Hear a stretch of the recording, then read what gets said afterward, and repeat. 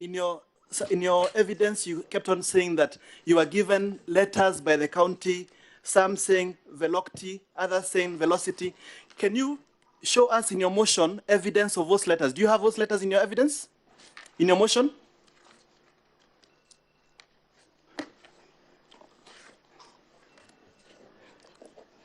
Do you have evidence? The chair, I want to produce an evidence in that line. I'm asking from your motion, do you have any evidence in your motion to support the statement you said on oath that you have received letters from the county government, some calling this entity as velocity, others calling it as velocity? Do you have that evidence? That's what I'm asking you. In your motion. In the documents provided. In the motion you filed, do you have it?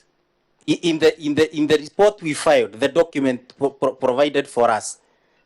You can actually realize there are two contracts, one for velocity and the other one for velocity. And in fact, I would want to go ahead, Chair, through the Chair, I would want to go ahead and produce in this document that was provided by the government. I think I want you to Chair, focus. there is one contract for velocity and the other one for velocity.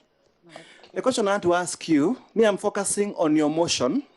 But chairs, we cannot run away from the facts. I think we shall allow him to answer you comprehensively, because we also need to give him time to answer you comprehensively on the questions you are raising, Council.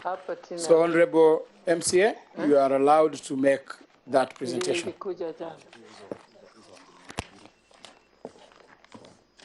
But consider you're eating up into Honorable Andu Angi's time, so you rather first hasten your response. Please refer the committee to the particular contract that is signed that has got those names that you're talking about.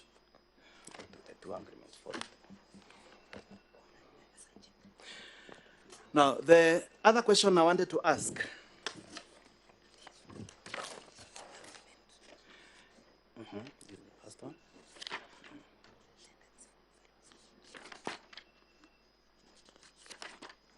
Chair, I'm already in one of the documents that they are provided. One is the contract for provision of consultancy services for design.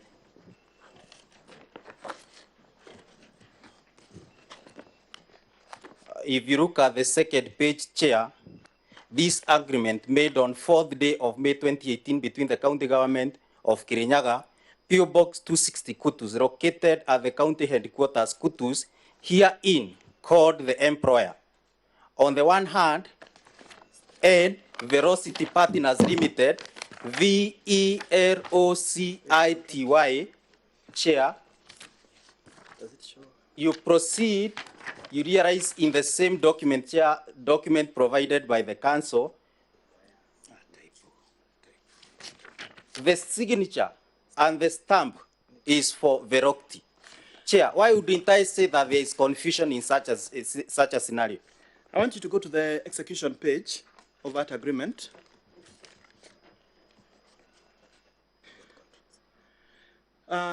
What name appears on the execution page for that company? It's Velocity Partners. What stamp have they used for their company? It's Velocity Partners. When you go to the cover of that agreement, what name appears? It's Velocity Partners. Thank you very much. Now, Chair, the question it needs to be noted that there is a point the council is running away, that there is confusion, like I said, if the document, one agreement indicates velocity and the other agreement indicate velocity. Well noted. You may proceed. So now the question I wanted to ask next is that you talked about the governor taking interest and allowances and not traveling. True. Do you have any evidence? Okay, no problem. Chairman, I think, with your permission, I'd like to assist my colleagues so that we can move quickly. In your statement, in the motion, you give evidence, you allege that 50 million shillings was paid against a contract of 27 million shillings. Yeah? 30 million shillings was paid against a contract of 27 million shillings.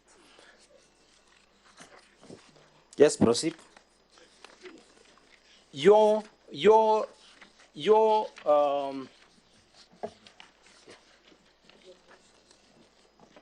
just open for me.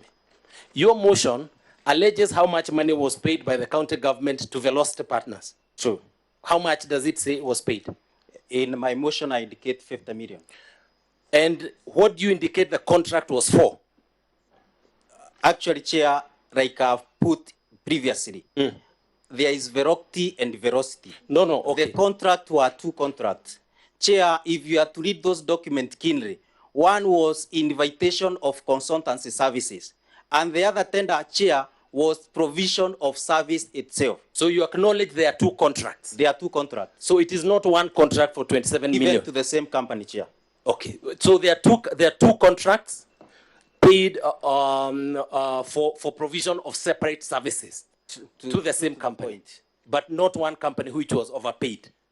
It's actually one company paid for two contracts. But so there is no overpayment because the two contracts, what are the amounts of both contracts in total? Chair, previously I alluded to a report from the PPRA, and Chair, if you can take your time to study this report, this is one of the tender that PPRA questioned, the manner in which it was prosecuted, then the manner in which it was paid. Actually, Chair, from the information, the tender was meant for level 4 facilities we have in Kirinyaga, but it was narrowed down to 2 facilities. Chair, The actual sum was 27 million for one of the tender, and they narrowed down to 2 facilities. And at the end of the day, the total amount is 27 million that was paid for 2 facilities, but the contract was for 4 facilities, Chair.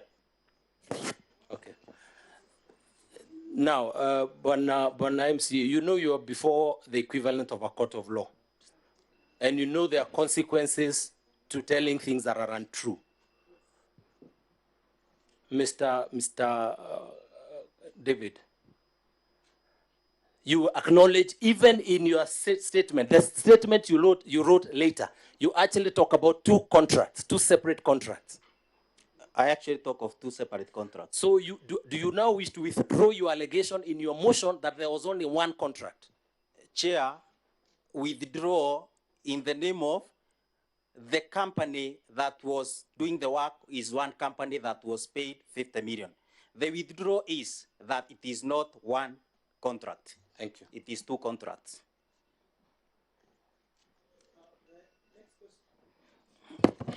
The next question I wanted to ask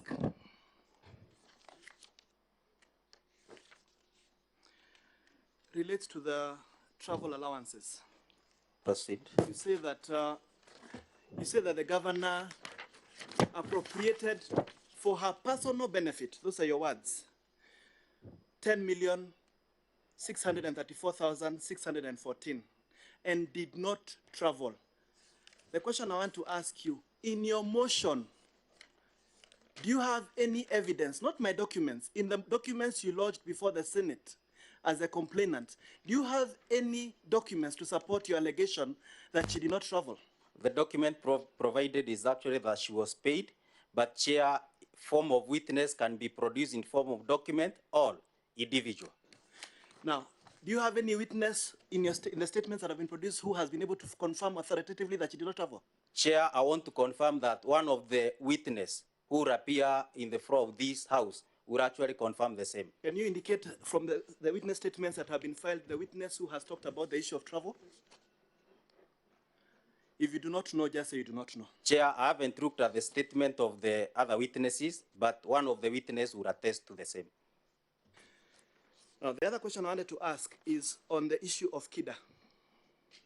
Proceed. Who legislated the act, who passed the legislation that led to the creation of KIDA? Actually, the legislative authority of the county is on Kirinyaga County Assembly, and we registered. You're the ones who passed that legislation? Yes. In that legislation, did you...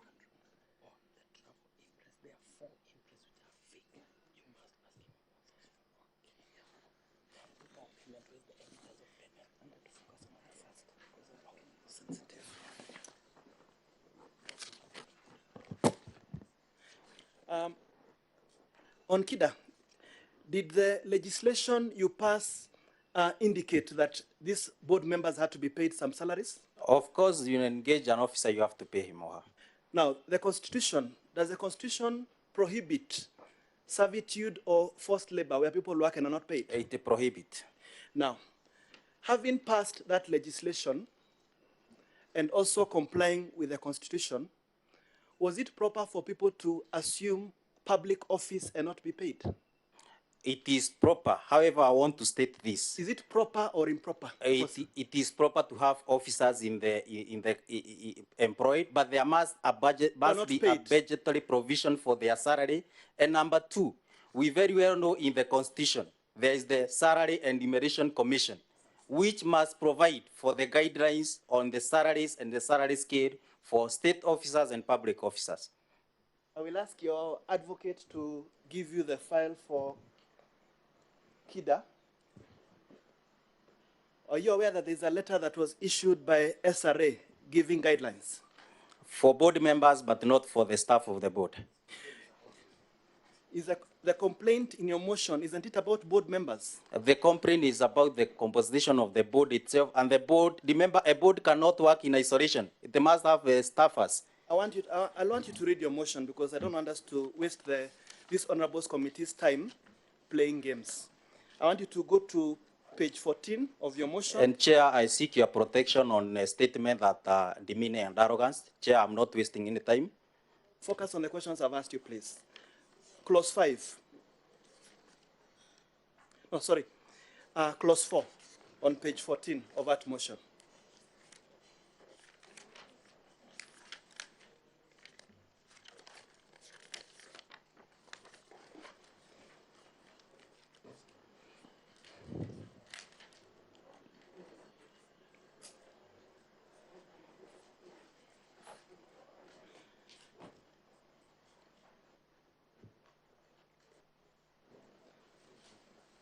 So, have you distinguished between board members and employees? At paragraph 4 of your motion, at page 14.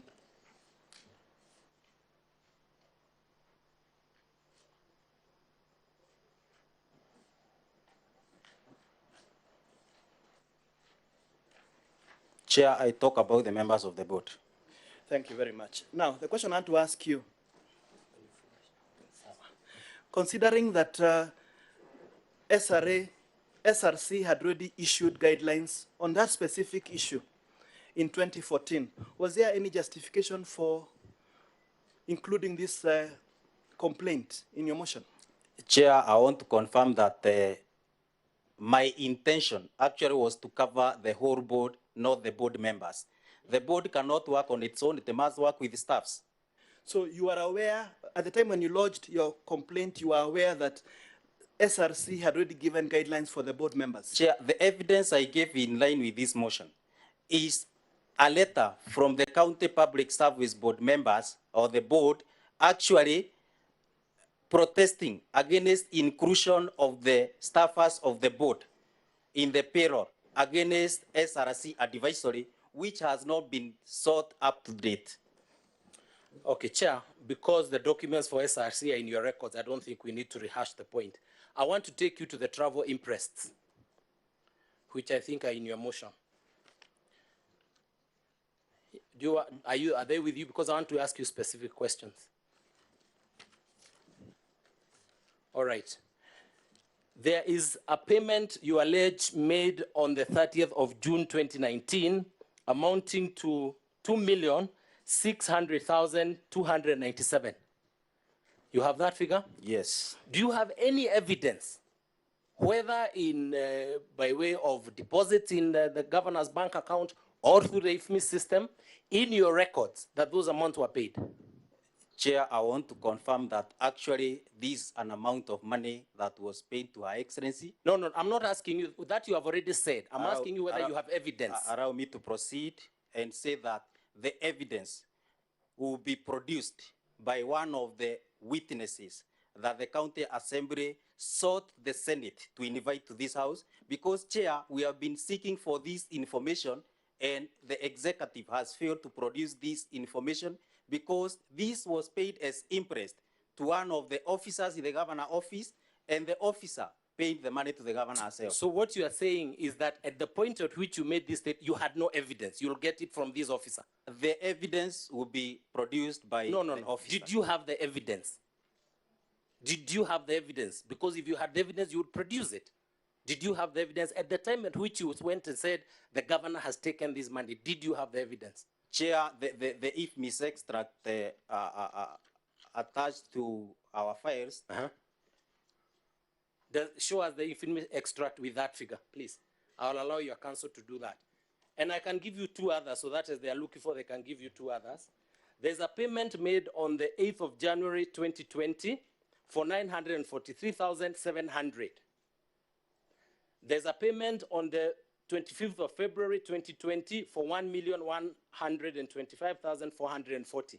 Can you provide the evidence that made you go and say a payment was made? You even indicated the bank account in your motion.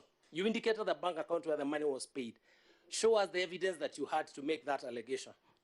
Chair, I proceed again, and I would want to say that one of the witnesses that will appear on the floor of this Senate would actually provide evidence, because actually she was one of the officers who accompanied the governor, and they arrived at the airport, Chair.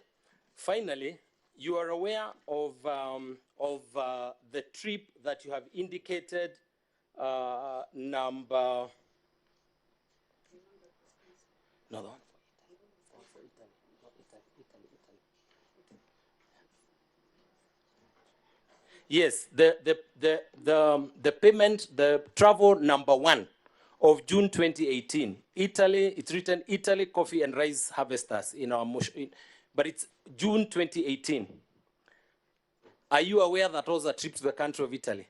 Yes. Are you aware that your leader of majority was in Italy and photographed with the governor?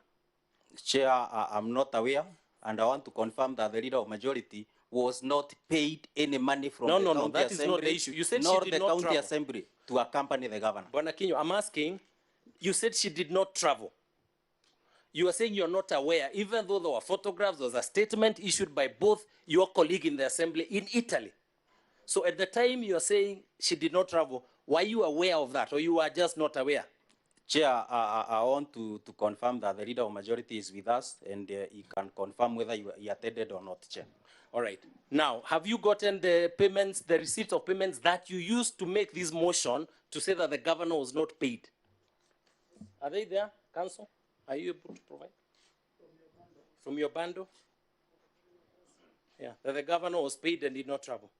Chair, what you've done is that we have called this witness because of the difficulty of procuring these documents which they are in their custody. We have summoned, and the Senate has summoned the Chief Officer Finance. That is why the witness is saying there is a witness who will testify to that. Remember, Good Chair, enough. these documents are always in the custody of the governor's office. Council should be winding up because your time is up. All right, thank you. Are you aware? 1 more minute. Okay. Are you aware, Bwana Kinyua, that in the 2 trips that the governor did not visit, did not travel, her responsibility is to repay the money back to the county? I'm aware. And are you aware that those monies were repaid? Chair, the money may be paid, but the question is when. And how can you accrue personal benefit in terms of foreign travel allowances the first time, the second time, the third time, without making the reimbursement, Chair? Bwana Kinyo, do you understand how the process of imprest works? I understand very So well. you know that you actually collect money. If you don't use it, you reimburse, you refund it. Within a stipulated timeline. Okay, and from where you see it, the governor has never refunded that money. She has refunded some actually after this motion was tabled, Chair. And in fact, one of the receipts that is provided here, reimbursement was done on 17th of this month. Why are that? Therefore, translate, if there was no such a motion, the intention was to defraud the residents of Kirinyaga their funds. All right, Bwana Kinyua, you recognize that those trips were cancelled in January and February. So a reimbursement surely in April cannot be an intention to defraud for imprest. Chair, if the council can assist me, make reference. There is a stipulated period within which if you are given interest, you must account for it and do the Anyway, reimbursement. Thank you. I think Thank you. No further questions. yeah, your time is up. So I will allow the council representing the county assembly to do re-examination. Initially, I had allocated him 5 minutes, but I will add him a further 15 minutes, and I'll also be flexible with the way I've been with the council representing Honorable Andu Angi. So if you see me flexible with him, don't be offended. We will want to be as fair as possible so that we get a just a ruling for this matter. Chairman, Thank you, Chair. Chairman, perhaps before my colleague starts, our apologies for overrunning the time that you had very kindly allocated us for the cross-examination of this important witness. Chairman, there is a clarification which really needs to come from the horse's mouth, which I want to ask, and I can conclude within 60 seconds. So, Chair, I seek your indulgence Chair. to just put that point to this witness. Chair, we have a serious objection to the position my senior is taking because they have actually yielded the witness for re-examination. Procedurally, even from the law of evidence, and my senior bears me witness, having practiced law many years than I have, that once the witness has been yielded for re-examination, you cannot reopen cross-examination. He's trying to open a cross-examination. The witness has been yielded to us. Chairman, I don't know what my learned friend is afraid of. He was the one who put it on record in the morning that we're truth-seeking. And my little point is very important for this committee's desire to find the truth. I think I have ceded a lot of ground for the council representing Honorable Waiguru, and I wouldn't grant you that opportunity. You will maybe use other available opportunity for your team to raise the issue. As for now, your request has been denied. And that is well noted. Thank you very much, Chair. Mr. Kenyo, kindly go with me to the County Government Act, Section 30, the one that requires the governor to issue an annual address, correct? Are you there with me? I'm there. Kindly read it out. The functions and responsibility of the county governor. It actually says, number 2, subject to the Constitution, the governor shall, you go to K, deliver annual state of the county address containing such matters as may be specified in county legislation. So it is your evidence that the procedure for where and how and when the governor must address the county assembly is not domiciled within that act, but in a county legislation, correct? Chair, I want to confirm the same, and like I did put it across in my previous submission, is the fact that borrowing from the history of all the parliaments, the tradition is the governor and even the president addresses the legislator in the precincts of the assemblies.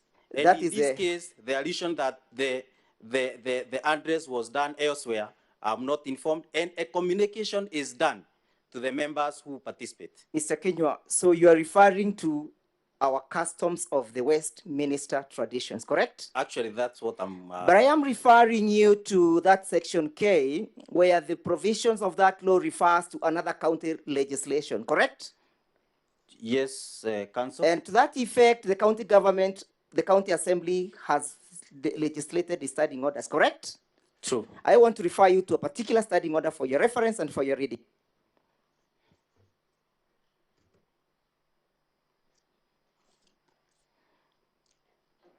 Council, through the chair, Kirinyaga County Assembly standing orders, standing order number 18, the governor shall address a special sitting of a county assembly once every year and may address the county assembly at any other time. So there is a specific provision and legislation from the county assembly of Kirinyaga to the effect that she shall.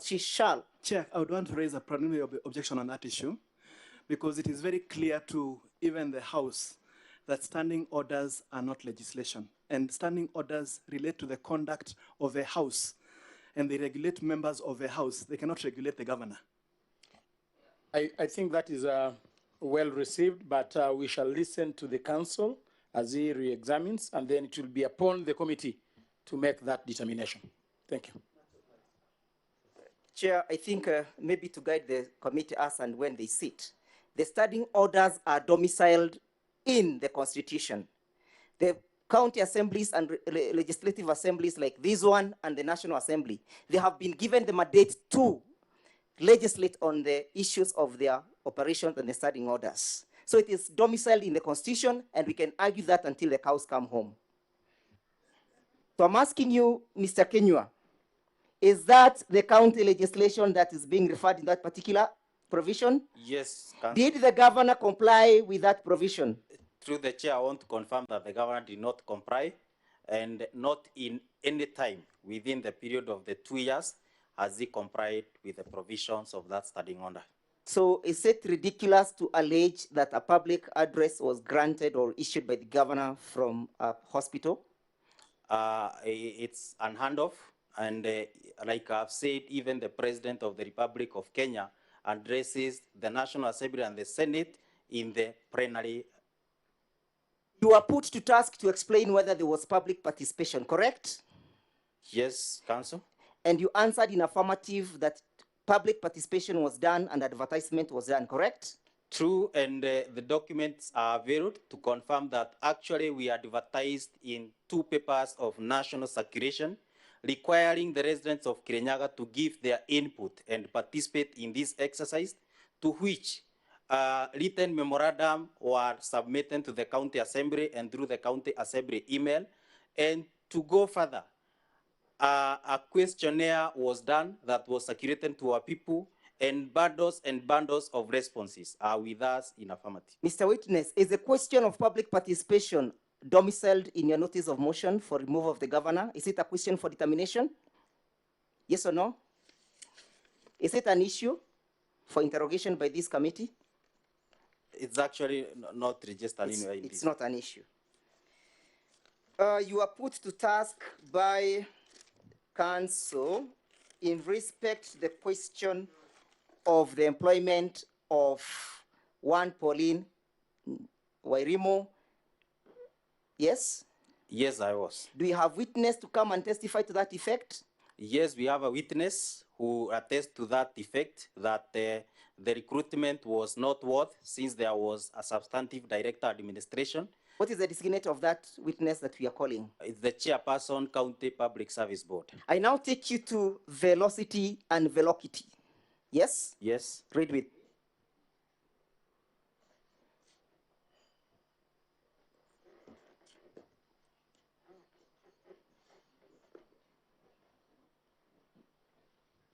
I'll be referring to, there are 2 tenders, tender 048, 047 and 046. I'll begin with 046.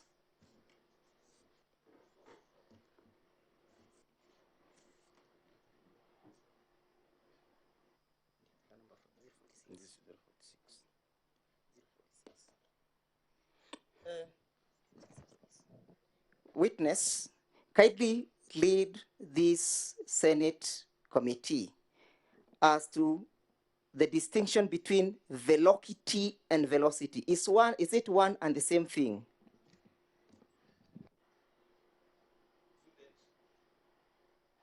Through the chair, looking at the document, is actually a reference of one and the same thing. It is your statement that there are 2 companies existing by those chrononyms. That is velocity of VELOCITY and velocity of VELOCTY, correct? I confirm through the chair.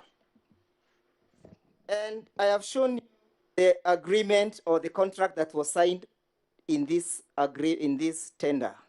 Who executed that tender? Is it who executed the agreement? Who is reflected as the party executing the agreement on the face of the agreement? Is velocity with CITY or CTY?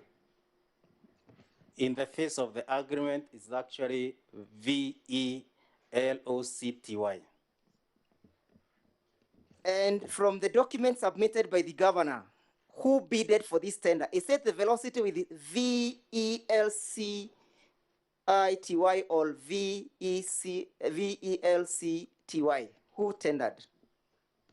It's actually Verocty, Verocty.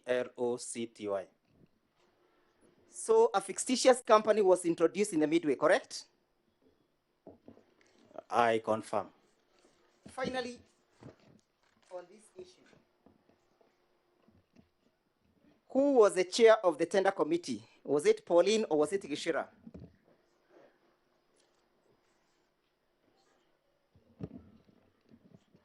I want to confirm that in this tender, the chair was one, Winnie Ishira. And Winnie Gishira, you want to confirm, is an employee as an advisor in the office of the governor? With the documents availed, it's actually a partisan staff who works as an ICT to the office of the governor, and well informed that such partisan staff are not supposed to participate in any executive or administrative affairs of the county government. Witness, move with me to the next file of the tender 047, correct? Yes, You agree with us that the same confusion and the same two companies participated in that tender, correct? I confirm through the chair.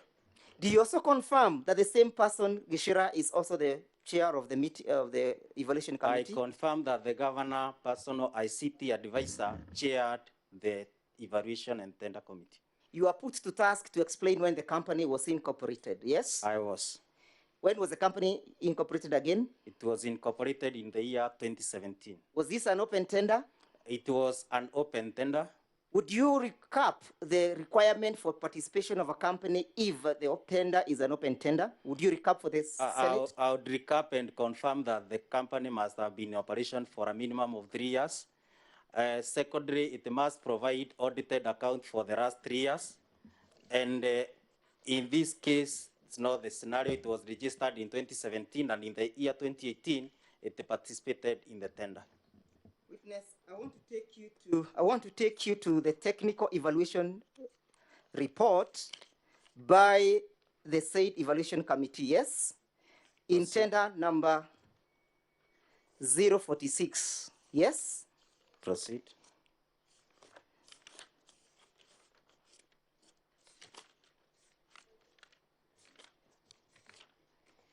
I want to refer you to page 9, sorry, it's, the body of document is annexure 12I, the document, the governor's document, annexure 12I.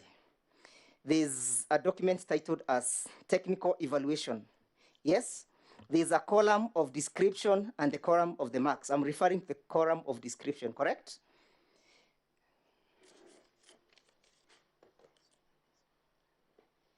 In that column of experience, what is indicated there?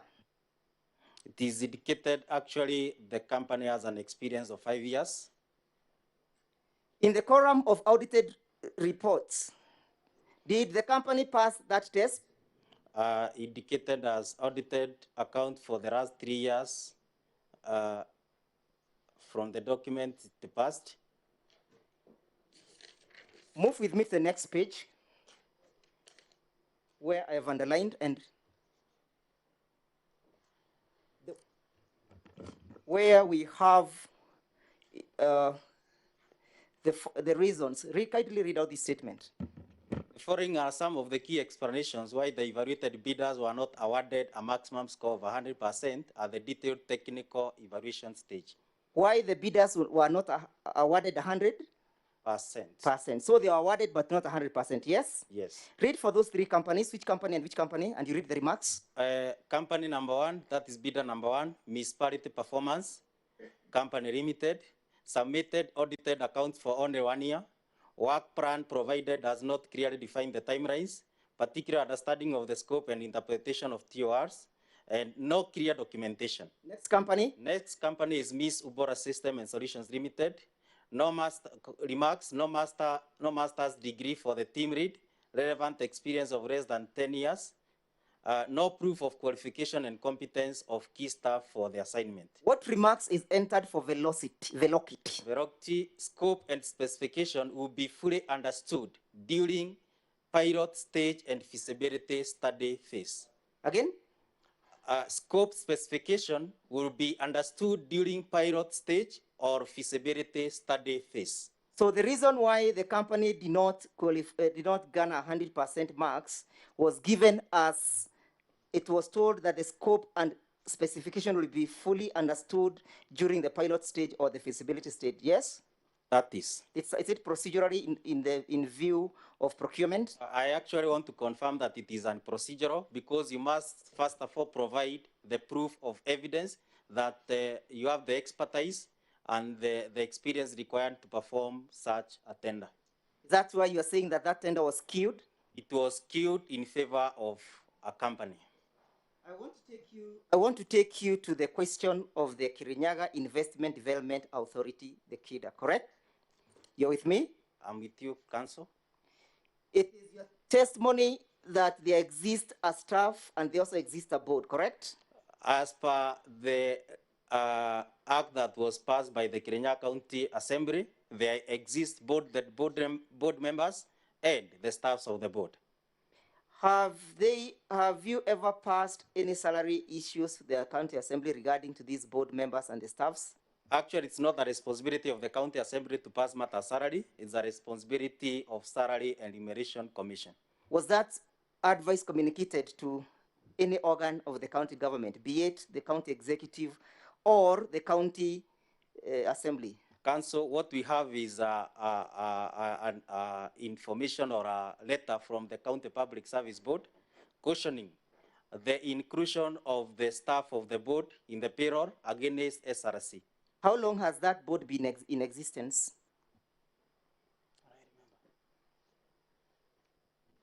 When was the board incorporated? When were the members recruited?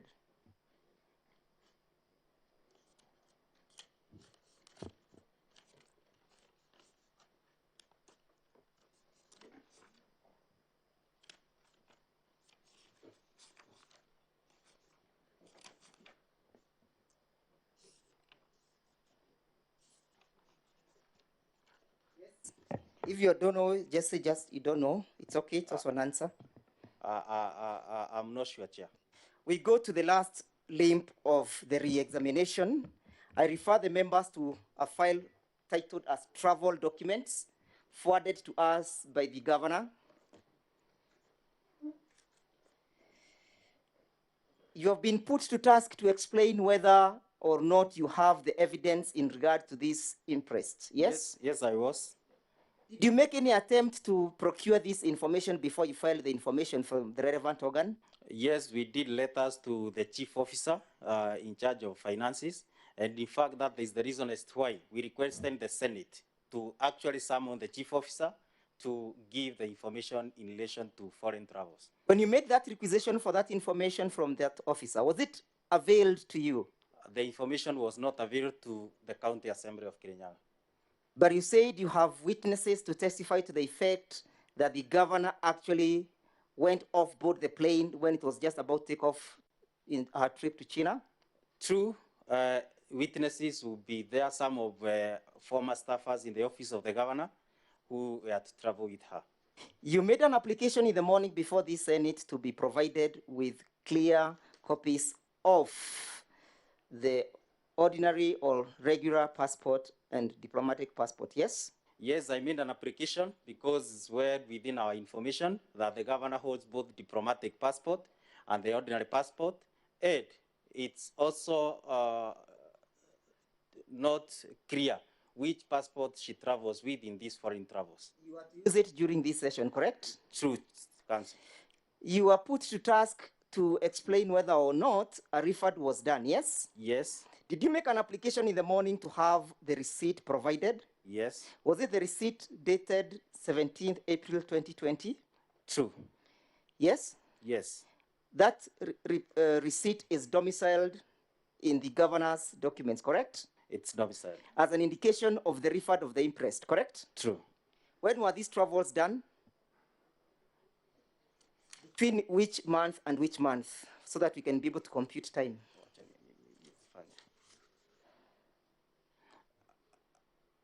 Actually, the travels were done between 18th June 2018.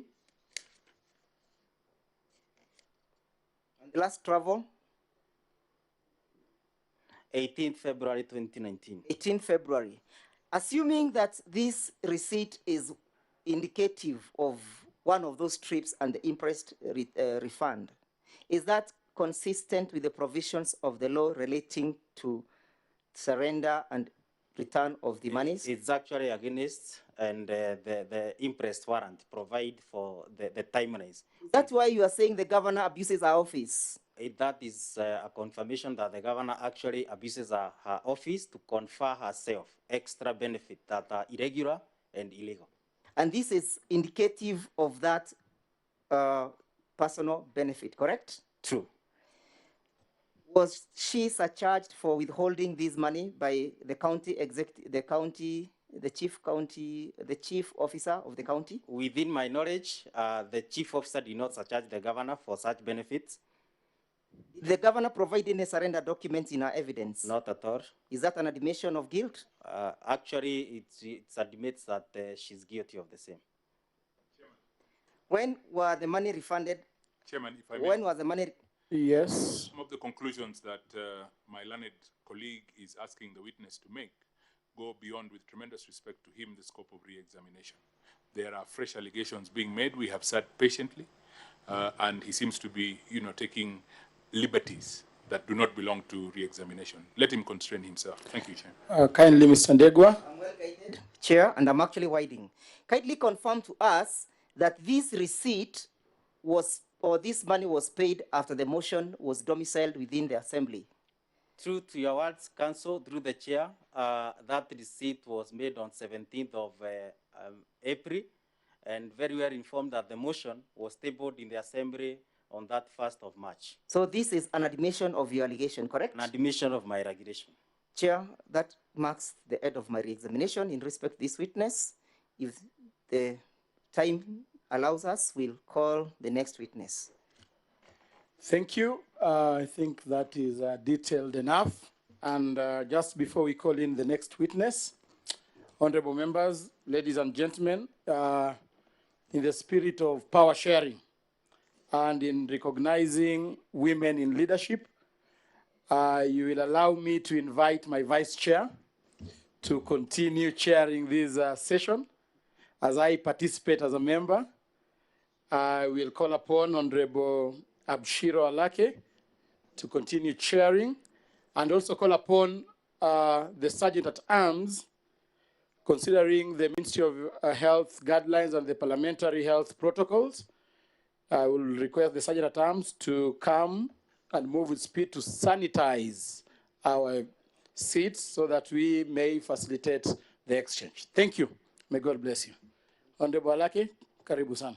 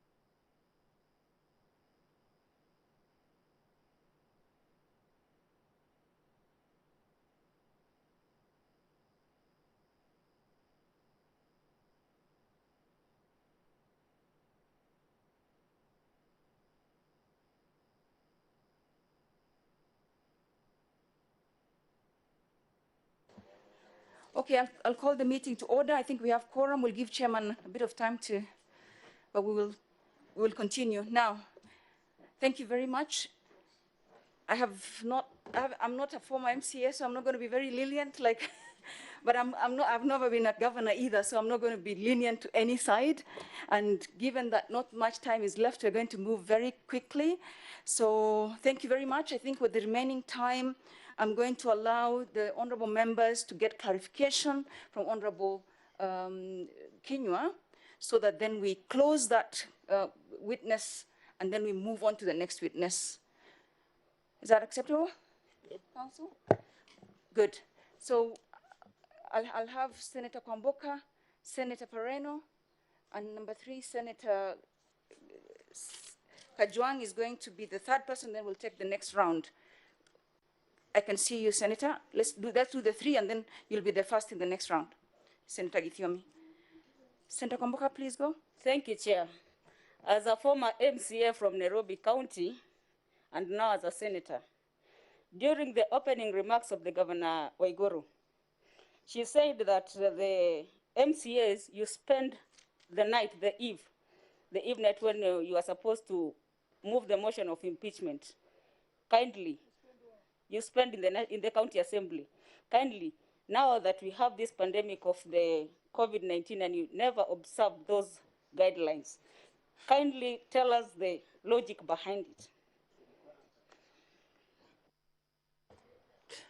Through the chair. Yes. I want to Point of order, confirm- Chair. Point of order, Chair. Chair, if we could have the round, Yeah, and that then he can respond, it will be... That's it. That's what I was going to say. Mheshimiwa, let them take all, maybe some things are repeating themselves and can be answered in one go. Senator Pereno?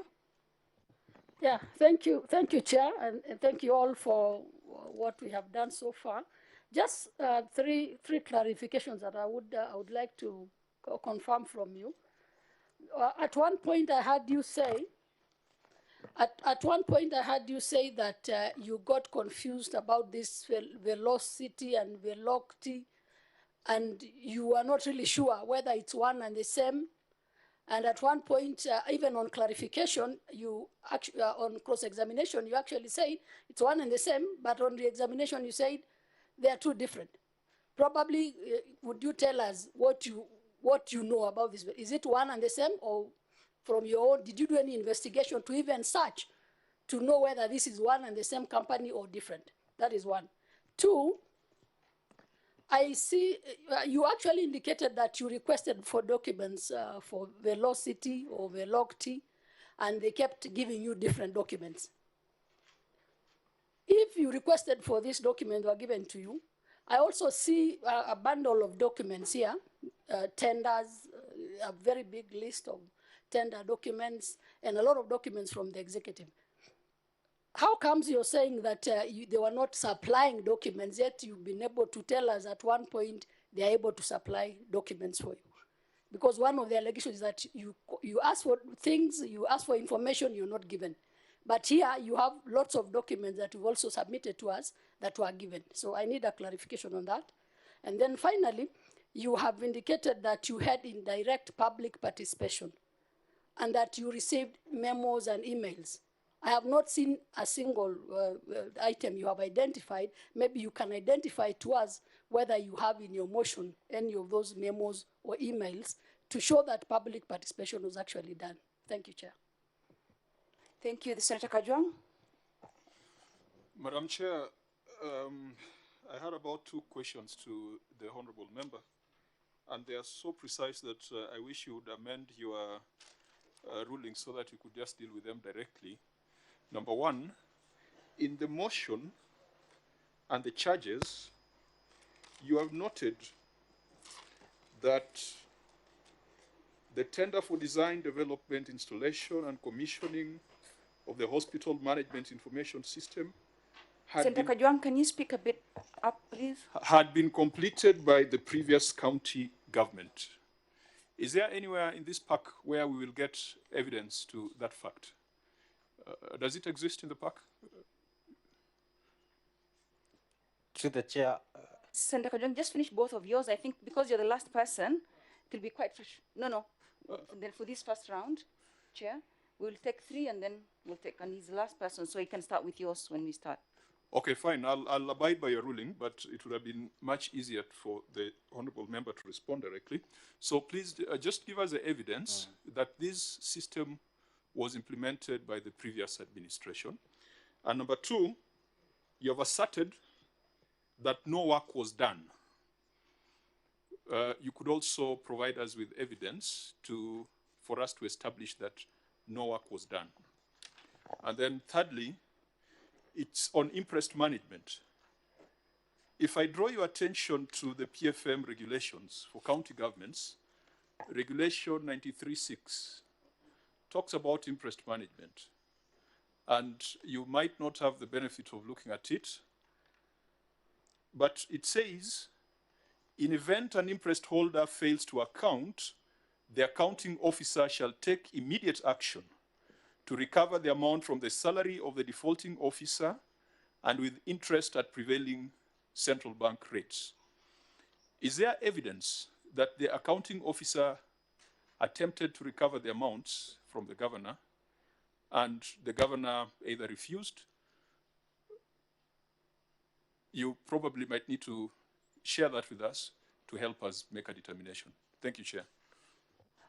Mheshimiwa Kinyua, please go for the 3 and then we'll take a next round.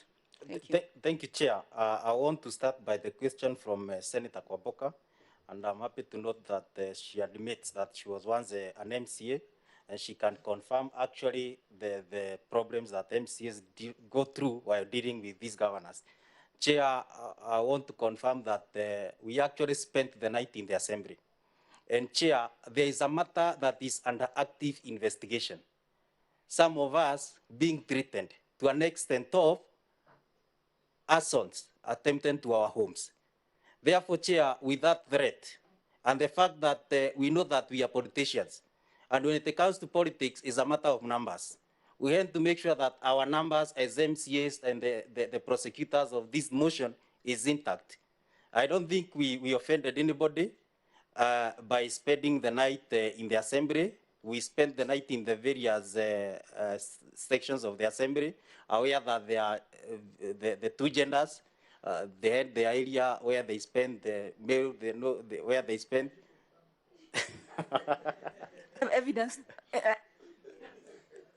Chair, I know this one is being derived from a photo that was being circulated all over, to which, Chair, I want to say that we spent the night in the Assembly, but that photo, whoever who go by that photo, Chair, I'll challenge him to authenticate the photo. But the confirmation is we spent the night in the Assembly. And we have observed all the Ministry of Health guidelines. Next is Senator Fareno, hope I got the name right, about Velocity and Verocity. Chair, we did our due diligence and we tried to search for this company, Chair. And number 1, Velocity, even if you are, I said initially in my submission that we are living in a digital era. Go to the eCitizen account and enter the C12 or the registration number of this company. Chair, you realize there doesn't exist such a company. The same case applies to Velocity, Chair.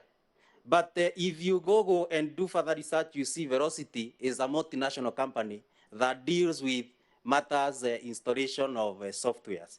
So I want to confirm that we actually did the search online and this company does not exist. Chair, request for document. I want to say that it has been a challenge when we seek for this document from the executive. However, there was one officer within the county of Goodwill who gave us the document on the evaluation of this tender. And in line with that, Chair, we also got a copy of the Public Procurement Regulatory Authority, a copy of a report that the executive was supposed to respond on matters, tenders, some of them that we are questioning. And Chair, given an opportunity, I want to confirm that even the public PPRA also challenges the authenticity of this company. Chair, this is a document that is available for the senators' perusal to confirm the same. I talked about the indirect way of doing the public participation. In that I meant there are various platforms and ways in which you can conduct public participation. In our ordinary ways, when we have ordinary times like when there was no COVID-19, we used to call for public forums. And having it in mind that we were prosecuting this motion in an era of the challenge of the COVID-19, we devised other means. And Chair, we are all aware and conversant of the fact that we are holding our meetings online. There are the online channels, the like of Zoom, that we operate our meeting. We gave the governor the opportunity to go online and have an opportunity for fair hearing. Chair, in line with the public participation, there is an advert that we run in our daily news papers of national circulation, requiring our people to submit written memoranda. At the same time, notifying them that there will be questionnaires that will be circulated. Chair, these are bundles and bundles of responses that can be availed, and at the same time, the advert, it's obvious that it's available, and some of these are available in our archives. Chair, on that one, I didn't ask whether they are available. I was asking whether it is part of the evidence that we have before the Senate. Mheshimiwa, can you just answer that directly, please? I want to be very precise on that. Chair, the procedure of doing a motion for removal, you first of all table the motion itself, then you invite the members of public after doing the motion. Therefore, the issue of public participation is not captured anywhere in the motion. However, it is upon us, or upon me as the mover of the motion, to provide evidence that actually the public participation was conducted by the County Assembly of Kirinyaga. Senator Pereno, are you satisfied with that, or do you have a follow-up question before we go to Senator? I don't know why he's not just telling us that either he has the evidence here or not. It's as simple as that. Chair, the advert is available. The questionnaire there are the bundles that may be availed at a convenient time provided. May I proceed to the question from the senator from Homa Bay? Chair, on completion of this tender for velocity installation of the software for the hospital, Chair, I want to confirm that the next witness that is to come to the floor is the first CC Health and Medical Services in Kirinyaga County who resigned out of frustration. And Chair, the CEC will be better positioned to confirm that actually this system had been installed when she took over the office of the CEC Health and Medical Services. That's the much I can say on that. And it is in connection with that, Chair, that actually a system was in place. I asked myself a simple question. If the system was in place, which other system are you advertising for works to be done? That will be my simple explanation on the same. Matters impressed. Chair, I said it was a challenge to us when we do write to the Chief of Staff and the CEC to produce especially the cash book, Chair, which actually bears most of these interest that are accrued and unaccounted for. But remember, Chair, in the cash book will be attached a voucher that will confirm either this money was, an expenditure was incurred or not, or this money was picked up or not. Therefore, Chair, I would request the Senator for Homa Bay, please, at the point whereby the Chief Officer for Finance will be invited to give witnesses, let him answer this question, whether he made an attempt to recover the interest or not. And in the event he made an attempt, why was it not executed? Or did the governor approve it or disapprove it? We can get better answers from that other witness. Senator Kajwang, is that your question? Yes, Chair, I think he's deferred some of the questions to the next witness, so we can deal with it at that point. Okay, thank you very much. So we'll take the next round of questions from the senators. I know Senator Beth Mugo has sent in her question. I will ask her to, Senator Beth, would you like to ask your question directly, and then we'll take from the floor here? Are you able to ask directly, Senator Mugo? No, it's okay. I sent my question concerning whether I think you can, concerning the health sector and whether the connection of the governor with the day running of the health center, since there was the Minister for Health, the county Minister for Health. That was one part, and then there was the second part. You have the question there. Okay, we'll ask it on your behalf. Let me then give Senator Githyomi, and then I'll repeat Senator Beth Mugo's question directly as she had texted it in. Senator Githyomi? Yeah, thank you, Chair. Chair, my questions are fairly simple, but I want them answered. One about this vehicle that was purchased by the county government, the Toyota Land Cruiser Prado. Did the county assembly ultimately allow the purchase or approve the purchase of this vehicle? You had some few problems between the county government and the assembly. We heard about that. The other simple question is, there is a contract between the Ministry of Transport and various motor vehicle companies. They have even given the prices such that county governments, whenever they want to buy vehicles, they'll go direct to the Ministry of Transport at the industrial area, and they'll be directed who sells what the vehicles that they want and the cost. Is the county assembly aware of this? And if they are aware of this, why was it a big issue buying this one vehicle? Because I'm aware several county assemblies are buying various vehicles. For example, my county assembly, we bought 15 vehicles at a go and tractors. And there wasn't much of questioning how they are being bought, because they went straight to the Minister of Public Works. They got the prices and the type of vehicles they wanted to buy and the companies which can sell the vehicles. Is the county assembly aware of this? And if they are aware, why was it a big issue? Thank you, Senator. Senator Malala, Chairman. Thank you, Chair.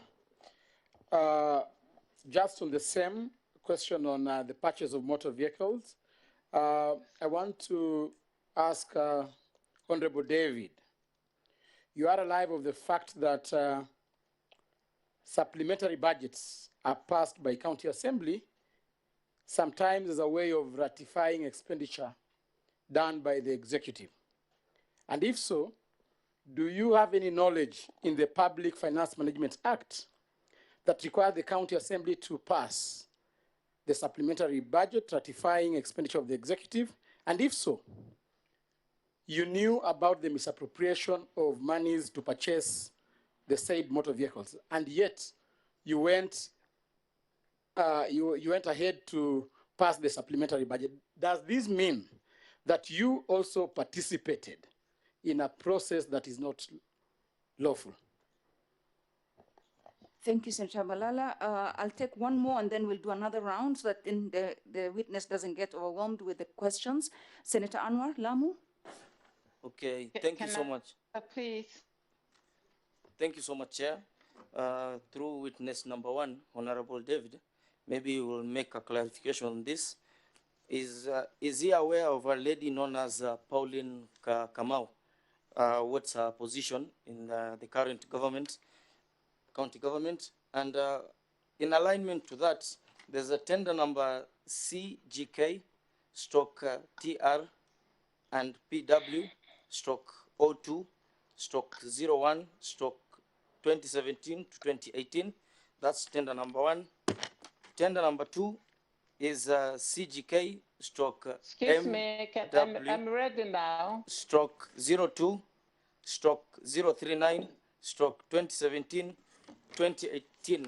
And lastly is tender number CGK stroke M0E stroke OT stroke 036 stroke 2017-2018. My question will be, is there any supporting document that is aligned to Pauline Joroge or to the governor, Anne Waiguru? Thank you. Thank you, Mheshimiwa. Answer those three, then we can take the next round. Thank you, Chair. I want to start by the question from Senator for Nyandarua, Honorable Senator Githiomi. Chair, the question on the purchase of this vehicle, and I want to join this question with the question asked by Senator for Kakamega, Honorable Marara, is about the same thing. Matters budget is the county assembly that passed the budget, but the budget originates from the executive. Chair, the county government of Kirinyaga submitted the budget to the county assembly with the vote on purchase of vehicle as a vote under recurrent. Sorry, as a vote under development. Therefore, at the point when the requisition for the purchase was being prosecuted, the Controller of Budget rejected the requisition on the ground that purchase of vehicle is recurrent in nature. It's not development. Therefore, the county government of Kirinyaga was required to go back to Kirinyaga and initiate a supplementary budget in which the money will be relocated from development to recurrent. This was in the month of October, Chair. The supplementary budget that was brought to Kirinyaga County Assembly was submitted in the month of March the following year. But other than expediting on the process of budgeting, all waiting until the supplementary budget is finished by the County Assembly of Kirinyaga, the county government of Kirinyaga went ahead to secure a facility with a bank. And there comes our complaint or our allegation, the fact that the governor undermines the authority of the county assembly. It's required by the County Government Act that any borrowing by the county government must be sanctioned, approved by the county assembly, which did not happen. Note, in this bank guarantee or facility that was secured with the KCB Bank, the bank did not commit itself in signing or stamping the application. What security did they offer? And this brings out the reason as to why this issue arose. There is a retention account for contractors. Once a contractor does certain work, there is a fee that is deducted from the payment, and it's deposited in an account referred to as the retention for contractors account, which is run by the county government. It reached a point when the contractors started seeking for payment. And at that point, this money has already been committed as a security to a loan or to a facility. So the question is, isn't this an irregularity? Isn't this an illegality? Isn't this not undermining the authority of the county assembly? So we are not questioning the fact that the county budgeted or the county assembly budgeted for money for this vehicle and it was not done or it was done. The question is the process and undermining the authority of the county assembly. We're informed of the provisions of the County Government Act and PFME. Hope I've answered that area of the purchase of vehicle. Next, Chair, I've added the Senator for Nyandarua and the Senator for Kakamega. Next is the Ramu Senator, the question about Pauline. Chair, before the Lamu Senator, there's a question that you did not answer, and this question was about the contract between the Minister of Public Works, or rather Transport, the contract they have with the various motor vehicle companies, and that governors normally go to the Minister of Transport at the industrial area, and they're given the companies that are selling the vehicles. So they go to them directly to purchase because there's an agreement. So they don't need to advertise for the purchase. I wanted you to answer that. Chair, I don't dispute that. I'm arrived to the fact that there is such an agreement, a framework agreement between the government of Kenya and the various provider of that service. And I'm aware, in fact, in the previous, in the year 2017-2018, the county government of Kirinyaga purchased a fleet of vehicles via such an agreement, of which we don't challenge, because it was done within the provision of law and that framework. So I don't dispute that. Chair, I proceed to the Senator Forum, and he's asking me about Pauline Kamau. Chair, you may not understand why the name Pauline Kamau is featuring in the whole of this motion. Chair, I want to bring to your attention that when Governor Waiguru assumed office in the month of September 2017, her PA designate, the person who was being paid by the county government of Kirinyaga as the personal assistant, is one Pauline Kamau. Chair, at some point, without any knowledge or without information as to why, the governor decided that my PA would have to be promoted from a personal assistant to a director administration. That's the question we don't understand. But we realize after Pauline is appointed as the director administration, we're aware that at the point of her appointment, there was a substantive director for administration.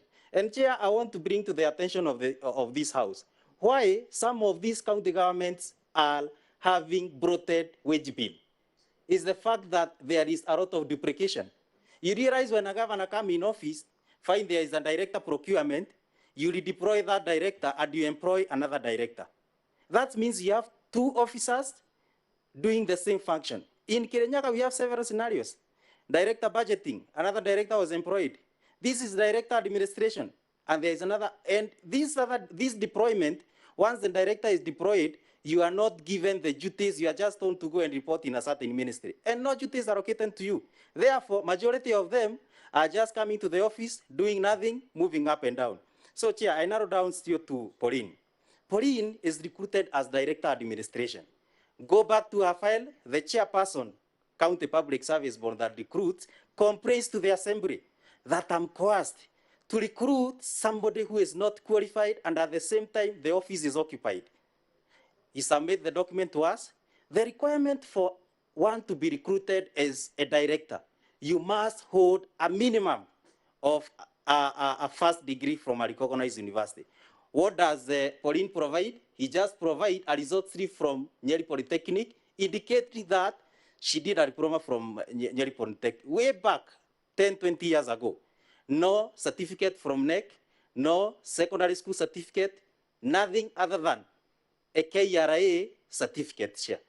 Why wouldn't you find it in out of order that this person, a position that does not exist, person who is not qualified, recruited as director administration, and from there onwards, she automatically becomes the chairperson of majority of the tender committees in the county. So that is what we are questioning. And that's why the governor, this is your PA, you push for appointment as director administration, she sits in all the committees. You can connect. Why? Basically, that would be my explanation concerning Pauline and the sitting in various tenders. Fantastic. Honorable members, I think we need to move. Time is really not on our side. Very quickly, Honorable Mpaye, but I think Honorable Beth Mugo says she's ready now. Yeah, yes, I am, and I'm sorry, my battery had died for a while, so, but now I'm ready. Yes, please go ahead. I have a question on procurement and on health. I'm asking, were the accounting officers of procuring entities, tender evaluation committees, and person responsible for procurement of procuring entities investigated prior to allegations against the governor? And two, was the county executive committee member for health investigated or questioned prior to allegations being made against the governor?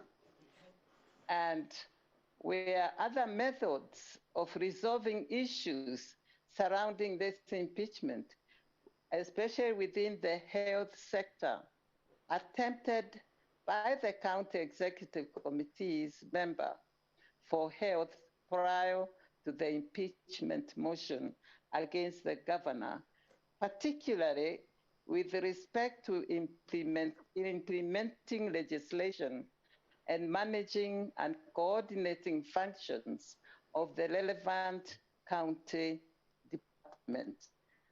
I'm asking because there are procedures and policies of running different departments of a government. And I would think that is the first stop before even going to the governor. Was any of those taken care? I mean, did you do any of those? Thank you very much, Senator. I think those are very direct, Honorable Kinyua. You're going to answer, but let me just take one from Honorable Mpaye Kajiado. Thank you, Chair. Mine is on tender number CGK MOW OT 038 2017 to 2018. And down the paragraph, and I will read, it says, in total disregard of conflict of interest and in furtherance of a corruption and joint criminal enterprise overseen by the governor. I want to ask my brother here, how did they arrive at the name joint criminal enterprise?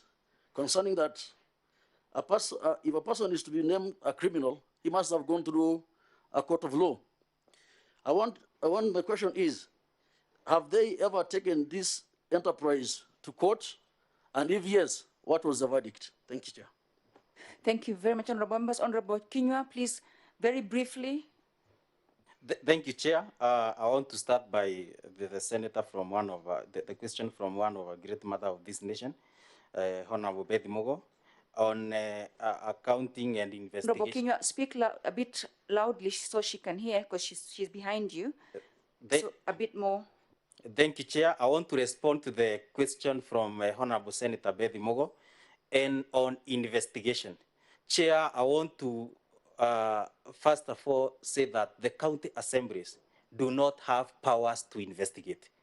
County assemblies have powers to oversight, which basically means looking at the document and overseeing the whole of that process. And Chair, the main problem and the reason as to why this issue reached to a level of impeachment, because I've heard the senator ask basically what she wanted to know, was it the last option? Chair, I want to say that this was the last option. We have summoned CECs to our assembly, and some of them have failed to appear in the assembly, and they are saying to us that they have direct instruction from the governor not to come to the assembly. The same CECs, the CEC cannot append a signature to a letter that is transmitted to the assembly without the approval of the governor. Chair, the county secretary is on record while interrogating him in the assembly, confirming that actually they get instructions from the governor verbally. Without an unrecorded statement, what can you deduce that from a county secretary, a senior officer who oversees the public servant? Therefore, we felt that this was the last resort, and some of us, we have made attempts to go to the governor's office in person. Some of us, we are left there just watching her leaving and issuing insult to us. So I want to say that it was the last resort for us, and we had no other option. The CC held, actually the only CC held who has been in office in Kirinyaga County resigned and will actually be appearing on this desk, and Senator Mugo will get a better clarification from her. Next is Senator for Kajiado. Disregard of conflict of interest. Chair, once again, investigation is a function of DCI and EACC. And Chair, I want to confirm to this House that as we are speaking, some of these issues are being investigated by EACC, and some officers in the county government of Kirinyaga have been summoned by EACC to give evidence and information. Therefore, investigations are ongoing and conflict of interest, Chair. How can you prove to us that you are the Chief Officer Finance? Point of order. Yes, what's your point of order? Chair, I think in the interest of time, we are taking a lot of time getting the response from the Honorable MCA, considering that we had 3 hours, 30 minutes for the entire case. Is it possible then we abide by your earlier ruling on the allocation of time per section so that we move? We have 2 more witnesses to handle, and we are looking at the time. It's already 5:30. Is it possible to shorten your responses so that we move on?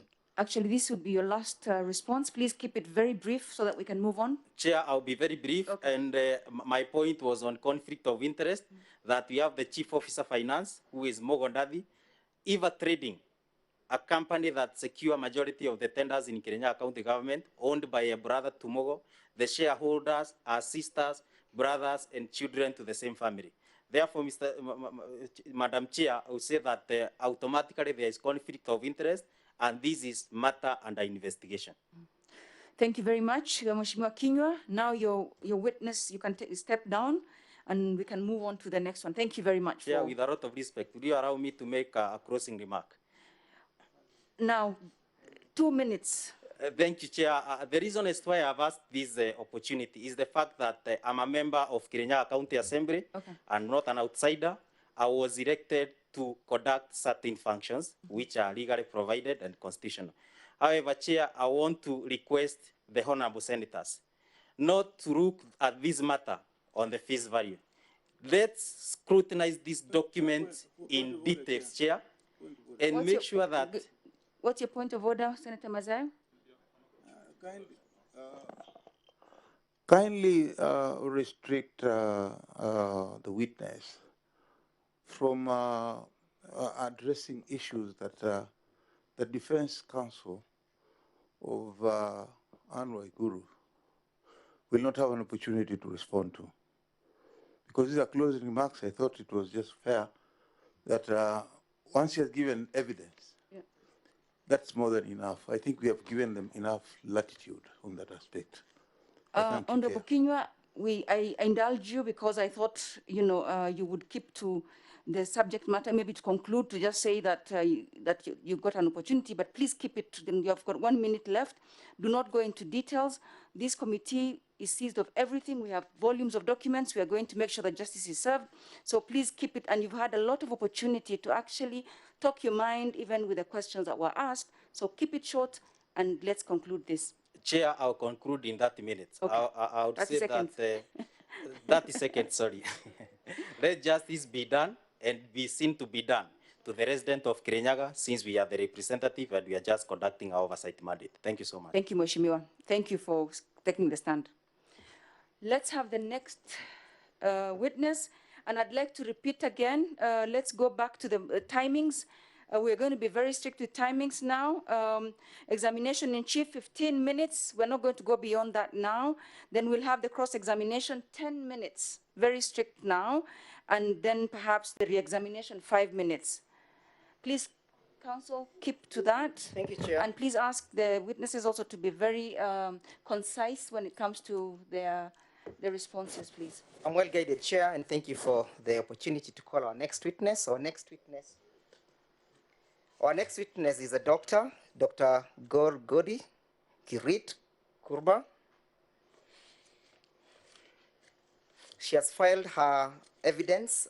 It is at the back of the big volume, right at the back. Right at the back.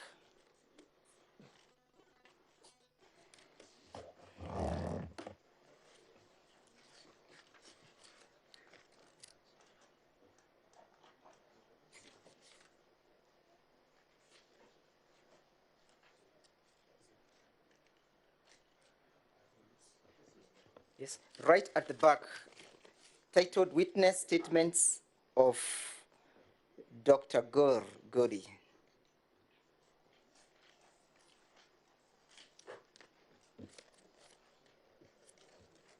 should exclusively be limited to that statement and the annexures thereto.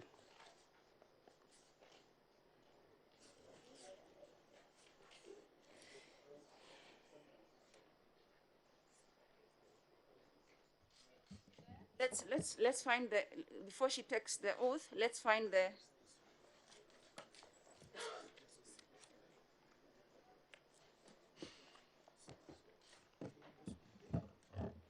Honorable members, have you found it? Have you found the witness statement? So that we're on the same page? You may proceed. She may take oath. Please proceed.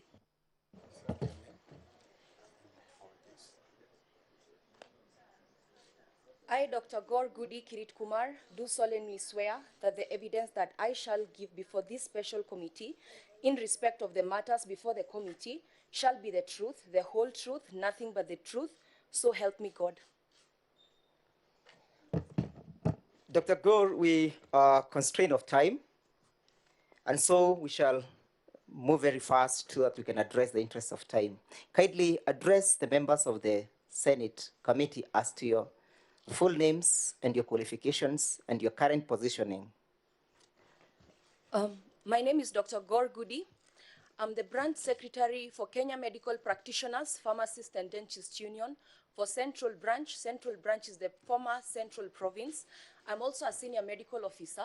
I'm a holder of degree in medicine and surgery as well. I am a senior medical officer serving in the Nyeri County. Thank you. Doctor, what are your qualifications? Do you hold a degree in medicine and? Medicine and surgery. In this case, how do you get connected to testify, or how do you why do you come to testify on behalf of the County Assembly of Kirinyaga? As I said previously, I represent the doctors in Central. Kirinyaga is one of the counties that are in Central. And as such, when there is an outcry from a county that I am representing in terms of membership welfare, I immediately get involved. I'm an elected leader of KMPDU. You're aware that the governor is facing accusations of having run down the entire health sector in Kirinyaga County, yes? Yes. What would you testify to that effect? How has she run down, testify to the committee, how has she run down the facility? When did the running down of the facility commence? And what are the consequences of that running down? Sure. I request for the indulgence from this honorable committee. This whole issue of the deplorable state in Kirinyaga County started all the way from 2017. We have documentation to show the same effect.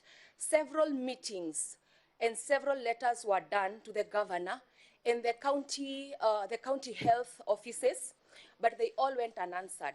Madam Chair, perhaps through you and maybe just by way of guidance, the witnesses seem to be reading from scripts. I can see them, you can't see them from where you are sitting. They're reading from a script other than a statement.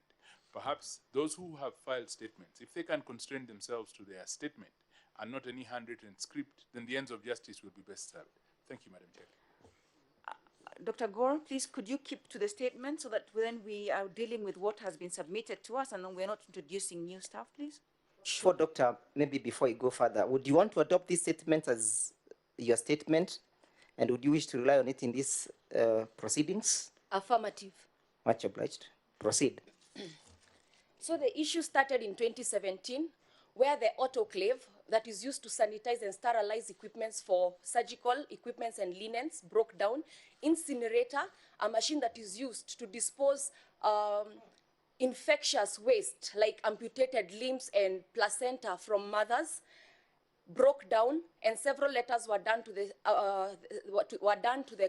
county, including the governor, letting her know that these issues have been going on, and lack of repairing of these important machines can lead to spread of infection to the workers in the hospital, to the patients, and to the community at large. But the steps were not taken, and as I speak today, the incinerator and autoclave have still not yet been fixed. Infectious wastes are being disposed in the hospital grounds that is accessible to patients other health workers and the community at large. Actually, where the waste products have been disposed, as it has been shown severally on television, is close to the pediatric ward where we have the children. That has caused a lot of problem. Another thing that went on was because of lack of linens in the hospital, mothers that had just delivered did not have clothes to wear. They had to go and see their children in the newborn unit with lessons that they bring from home because hospital could not have its linen. The linen were being cleaned at the Karatina Hospital at a very minimal load because the hospital itself has their own linens to do. This led to a lot of infections in the newborn unit. I am talking about neonates. These are small babies. They are not even 28 days. They have not even learned to smile. And they get infection because of a dirty hospital. We have to start giving them poison. Medicine is essentially poison in low dose to kill actively living bacteria in your body. We have to start pumping poison in these neonates at a very early age. What does that mean for that child going on? They will have resistance to antibiotic. It increases the use of resource in this child or this patient should they get sick again. The deplorable hospital condition does not just affect the people who are in, it affects Wanjiko in general, because at the end of the day, the government hospitals are what is accessible to the public. As if that is not enough, the dispensary in the clinic, in the county was shut down, meaning that we do not, as we speak in Kirinyaga right now, there is grave lacking of promotive and preventive health, meaning that vaccination, advice on non-communicable diseases like diabetes and hypertension that is prevalent in central region cannot be done. What does that also mean? That the hospitals like Kerugoya level 5 is overburdened with those kind of services, and therefore they cannot do what a level 5 should do, that is palliative and curative health. That has led to many patients being overburdened in Nyeri County. I work in that county. 50% of my patients in the ward are from Kirinyaga County. As if that was not enough, all the other unions, after realizing that letters being done from the county health committees and even the former CEC, Dr. Agnes, all the communication about the dilapidation of the hospital was ignored, and all these letters were delivered to the governor's office. After the county officers failed, the unions had to come in for the welfare of their doctors and their other health workers. What happened? On the 13th of May, we did a presser, and we requested the governor to make sure that the hospital is up to date, because the casual laborers that were trained and specialized in managing human waste, hospital waste segregation and management, handling of patients from casualty to the wards, from theater to the wards, were fired, which made the entire deplorable condition even worse, because the casuals that were hired after that were untrained, meaning that they do not know the proper ablution methods, they do not know how to do waste segregation and management. That further worsened the condition of the hospital. Patients started sleeping on just Macintoshes. The wards were so dirty, and 3 health workers contracted hepatitis B and C. It's important to note that hepatitis B and C eventually predisposes these health workers to liver cancer in the next 10 to 15 years should they remain completely healthy. That is not something that we can guarantee. Other living facilities in the hospital that is given to the health workers is riddled with asbestos. Asbestos is the single most agent causing mesothelioma. That is an aggressive lung cancer. That goes against the Occupational Safety and Health Act. Our workers, not only are their lives in danger, but as we speak now, they have been fired for over 1 year. And I'd like to note that they were fired even before the strike was deemed illegal and unprotected. The reason why health workers in Kirinyaga had to go on strike is because we exhaustively searched for everything that we could possibly do to negotiate this crisis in the county, but we could not get any communication from the governor's office. As we followed up from 2017 to 2019, we kept getting answers that there is no money to upgrade the health facilities and all those things. To mitigate that, we went to the county assembly on the 2nd of July. We swore an oath and we made our case, where we were assured by the chairman of the finance committee that 1.5 billion shillings was allocated to health to mitigate this exact crisis that has happened. That's when we realized that we are lacking goodwill from the CEO of the county in order to mitigate this crisis. That is the genesis of our strike. And as I speak right now, all the issues we went on strike for, lack of proper equipments, human resource, the doctor-patient ratio in Kirinyaga is 1 to 30,000. We only have 6-7 consultants, that is one of each. WHO recommends one doctor to 1,000 patients. You can see that one doctor in that county is working for over 30 doctors. And still, salaries don't come on time. They have not been promoted in 10 years. They are not taken for postgraduate studies, that is specialized studies. In Kirinyaga, we get a lot of patients with head injury. We have doctors who applied to go and do neurosurgery, but they were denied. They were denied. No specialization is happening. 3 doctors went to school to pursue their postgraduate studies, but they were unprocedurally fired. We wrote letters asking the county why they were fired. We never received back any communication. And I'd like the Honorable Committee to note that since 2017, all the communications that we have done through the union, none of them have been answered. Even the dispute, the labor dispute that we registered with the Ministry of Labor was not responded to by the county of Kirinyaga. So as I speak right now, I have never had a chance to sit down with the CEO of Kirinyaga County and discuss health matters at all. Even when we had informal meetings, we used to be stood up. So I can say openly that in health, we need to feel leadership, because health is not a matter of joke. When a patient dies, we cannot recover that.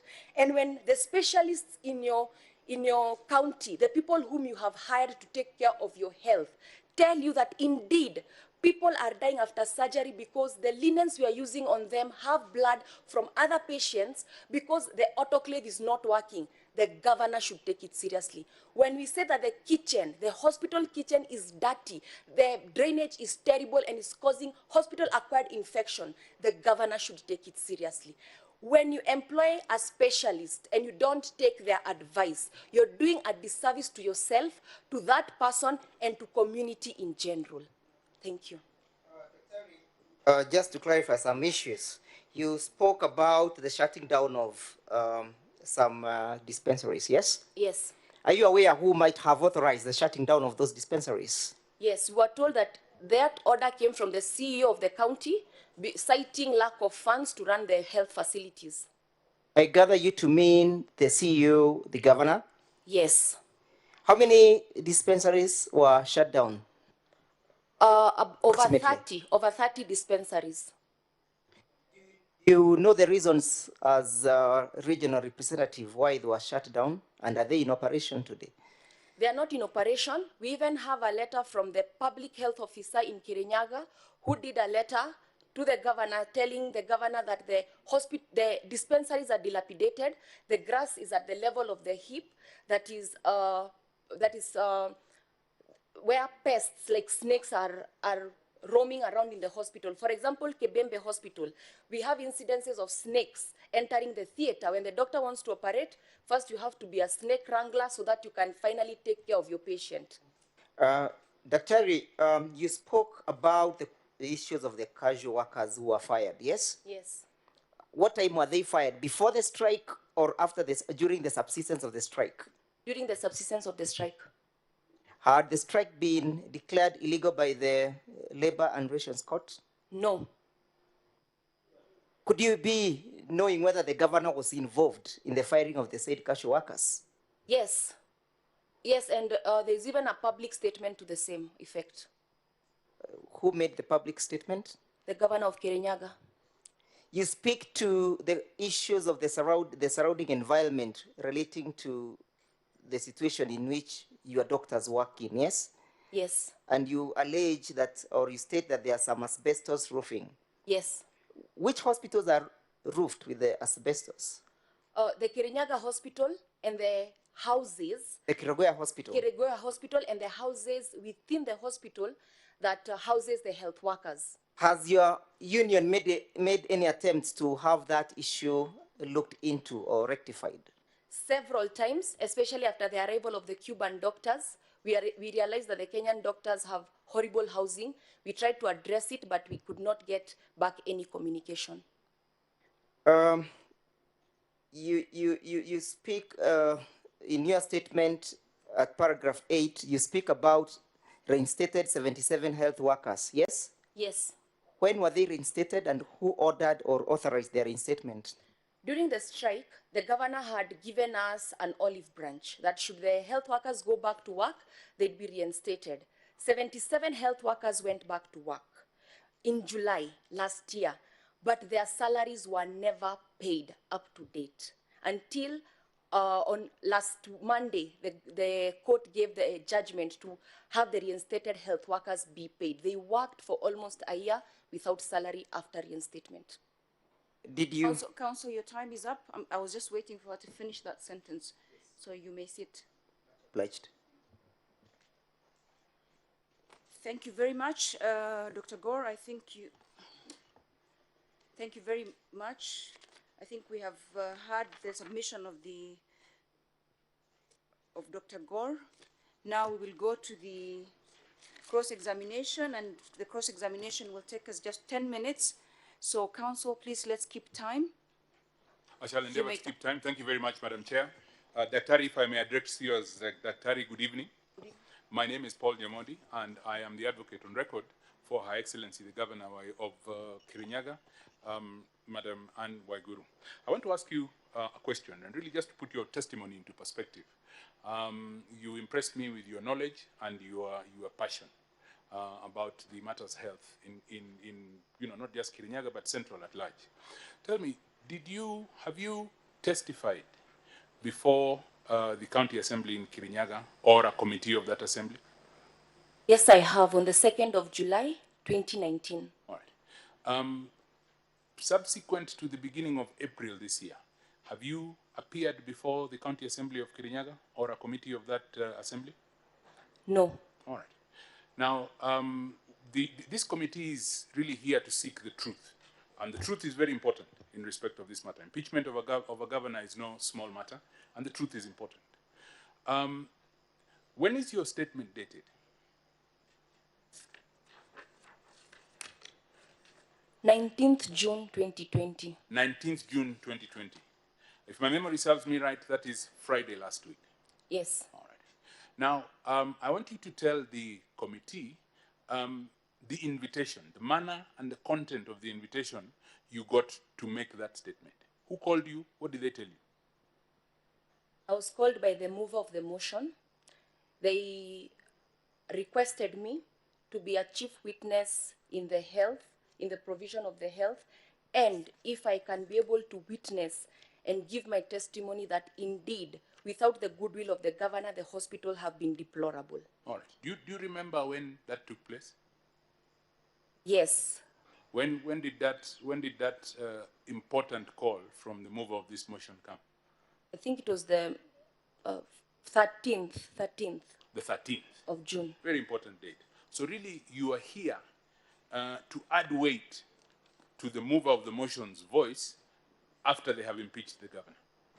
No, I'm here to speak on behalf of the dilapidated healthcare in Kirinyaga and fired 457 health workers. I will allow the committee to make their own mind up about why you are here. But thank you for being truthful. Thank you. Thank you very much, Council. I'm not Oh, you're not done. Okay. I'm not finished. We were just getting to know each other. That's the beginning. Now I want to get into the substance of my cross-examination. I believe I still have another 8 minutes, madam. You do. I just thought you had ceded your time, but go for it. I appreciate her candor, so I was just thanking her for it. So I'll ask you again, and it's a little repetitive. Why are you here? In what capacity are you here? You have told us you are a doctor. Do you practice medicine in Kirinyaga County? No, I don't. All right. Do you have the ability to admit patients in hospital in Kirinyaga County?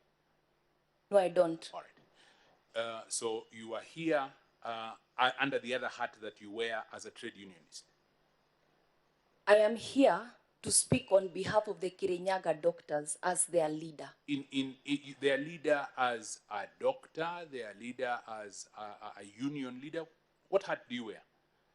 You can't really separate a doctor from who they are. So I am a doctor that's a union leader. A doctor practices medicine, admits patients. You don't do either. I do, but in another county, not in Kirinyaga County. So in Kirinyaga, you are not a doctor. No. All right. You have testified about the state of certain equipment, an autoclave, an incinerator, and you don't practice medicine, but you know that they are either not there or not working. Yes. All right. Would you know, or would you find it strange if I were to tell you that in the financial year 2018-2019, the amount of, the not insignificant amount of 23 million shillings was budgeted for the purchase of an incinerator by the county government in conjunction with the Assembly of Kirinyaga? And council, if you were to look at my statement, you'd see in some of the documents that I've given, there are letters written from the hospital committee talking about the incinerator having the bricks broken way after that 2018, that budgetary allocation. All right. Yes. Just answer my question. 10 minutes is not a long Dr. time. You have to talk through the chair, Sorry. not directly the council. Noted. All right. There is something that you also have made very heavy going of, and it is the state of asbestos roofs. Asbestos roofs are, if I'm not correct, if I'm not wrong, roofs that were, or a roofing material that was used historically because it was cheap and it was thought to be efficient. Yes. All right. Do you know when Madam Andu Angi became the governor of Kirinyaga County? About 4 years ago. Give me a year. Do you know what year it was? 2016. All right. Now, do you know when those asbestos roofs were fitted on those buildings? No, I don't. All right. And are those asbestos roofs only on the health facilities? Through the chair, I wouldn't know that kind of information. What I'm aware of is the welfare of my health workers. When my health workers tell me that they are living in a house, and I like the way the council has said that materials that were used historically are still permanently there in 2020, I don't think that the question stands. If the governor wished and was an effective leader in health management, that asbestos would have been removed a long, long time ago, because we started complaining about this from 2017. Thank you. That was not your testimony, but thank you at least for saying that the reason you're here is for the welfare of health workers. That was a little difficult, but thank you for saying it now. Now, you have collected all the ills, real, perceived, and otherwise, and placed them at the door of the governor. Yes, the governor may be the chief executive of the county, but there are other officers within the county structures who are responsible for health, aren't they? Yes, they are. Through the chair, we, as I stated earlier, we exhausted all these offices. By the time we were coming to Kirinyaga, the CEC had resigned. We had a meeting with the chief health officer on the 24th, I think. It's in my statement. We had a meeting with him. He also noted that it was important to sit down, and that letter was written to the governor, that it was important to sit down and talk with the healthcare workers on the same issue. Yes. All right, I want to perhaps hazard a guess or hazard a suggestion as to why you have placed all these either perceived or real issues at the door of the governor. Agnes Gashoki, does that name ring a bell? Yes. Who is she? The former CC Health, Kirinyaga County. And to you, who is she? We have never met. Have you practiced medicine together? Are you friends? Do you know her? Absolutely not. Okay, I want to read you a paragraph from her statement, and this is a statement that is filed here. It says, on the issue of running down of the Kirinyaga health sector, I wish to join issues with the statement of Dr. Gor Godi Kirit Kumar, you, who is the regional representative of KMPDU and who I worked with closely during my tenure as CEC responsible for health, and whom I currently continue to work with in my private practice? Tell the truth. Do you know?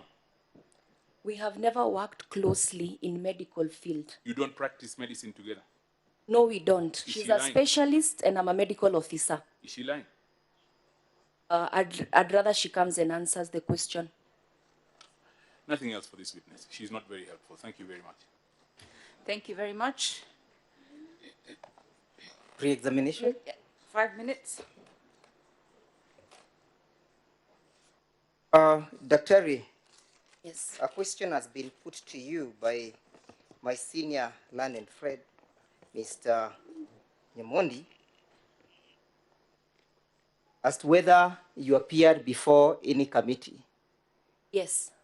And your answer was in negative, that you never appeared before the county assembly during the time of the impeachment. Yes. You are, however, invited to testify on the question of the health status. Yes. Where do you draw your competence from insofar as the testifying on behalf of Kirinyaga County is an issue? Is it from your current engagement as an officer of the KPMDU? Yes.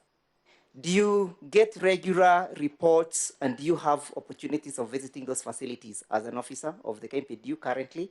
Yes, I do. From your testimony, has the situation improved in Kirinyaga County? Not one bit. In fact, it has worsened. You are aware that the county government is building or is constructing a multi-billion project. Yes, I am. And it is being constructed in the midst of your officers living in health hazard houses. Yes. And no priority was granted to such kind of renovation. Not at all. Where does the buck rest? Who bears the burns? Is it the CEC or is it the governor? From my through the chair, from my various engagement with the county assembly, CEC, chief health officer, I have come to realize and make a conclusion that without the goodwill of the governor in Kirinyaga County, nothing moves. No further questions. Thank you. Thank you very much. I think we've kept time. Let's keep the same. I'm going to allow senators to quickly, any clarifications that you need from Dr. Gore. I think it was very clear, but if anybody has anything else for clarifications only, keep it short, honorable members. Anybody?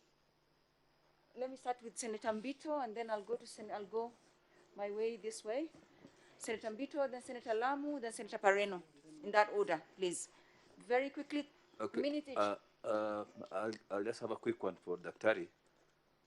Do you feel that the issues you've raised today are unique for Kirinyaga County, or is it also happening in other counties? You're the representative of how many counties? 5 counties. So the issues you've raised today, are they unique in Kirinyaga County, or just for the region? Yeah? Through the chair, most issues are unique to the county. Most counties in Central Branch are not that dilapidated in terms of healthcare. Yeah, and are you aware about the MES program, the Medical Managed Equipment Scheme program? Yes. Where autoclaves are being supplied? Yes. Would you say that Kirinyaga County was not supplied autoclaves, or what? I wouldn't be privy to such information. Because you're saying there's no the autoclave broke down. Yes. Okay. That's all. Senator Anwar? Okay, thank you so much, Chair. A brief one, Dr. Bor. Okay, you said you are a doctor, but you don't practice in Kirinyaga County. Yes. Yes. Your colleagues in Kirinyaga County, have they ever made any communication to the governor, or have a meeting to the governor and the governor has discussed them, or there's nothing prior to that? Through the chair, we have tried communicating through the governor, the doctors' union, the clinical officers' union, the nurses' union, the lab officers, and other amorphous. We have tried writing letters to the governor directly, And not only did we not get her audience, we were chased away violently. For example, on the 26th of June, all health workers were tear gassed. And then later, 2 days later, when we went to the MCS to seek answers from the governor, we almost got tear gassed. So you can see the level of violence that we face. Thank you. Okay, maybe lastly, can the information that you have clarified be substantiated? Absolutely. The tear gassing was televised. Senator Moreno? Thank you, Chair, and thank you, God, for getting time to come and give us this statement. But I would like to know whether you have any evidence of, when you allege, like you say in your statement, that the trained casual laborers were fired and replaced by untrained casual laborers, leading to reduced efficiency, and also led to 3 health workers contracting hepatitis B and C. These are very serious allegations, and I would want to know whether you have any evidence, because I've perused through the annexures that you have given, and I don't see any evidence that any laborers were fired and replaced by untrained. That is one. Then the second one is because of that procedural firing of health workers, this led to death of pregnant mothers while delivering. That is a very serious allegation that would have called for you as a doctor, being the learned doctor you are, to have given us evidence that such death actually occurred. And I don't see any evidence or any documentation attached to show that there were actually deaths that were caused because of this. Through the chair, the mortality records can be found at the sub-county records office for all the mortalities. And they can be attributable to... Chair, that is not what I asked. You see, we are before the Senate. This is a committee. You have a statement. Why didn't you attach those records? Because we cannot now go fishing for records in the archives of the other offices. Are they here before you? Through the chair, I'd like the council to respond. Council, do you have those evidence? Chair, with your kind permission, allow me to draw the mandate of the committee, that the committee itself is mandated by the Act to conduct an investigation. So for purposes of aiding the process, it is procedurally fair that even the committee calls for those documents because they will aid the process. If you look at Section 33 of the County Government Act, one of the obligations of the committee is to conduct an investigation. That is the obligation of the committee, sui motu, on its own motion, can call for those documents if they want to establish the truth and the crux of the matter. It is an obligation, a statutory obligation. Much obliged. But any allegations should be accompanied, in my understanding, as much as, of course, this is a fact-finding committee. If you allege, I think the burden of the proof should be on at least the basic. What she's asking is reasonable. That since you allege, can we find the support documentation? Don't you think? Yes, Chair. We provided what was within our ability and humanly possible to provide, but that does not limit the powers of the committee under Section 33 to do their own investigation in search of the truth. Noted.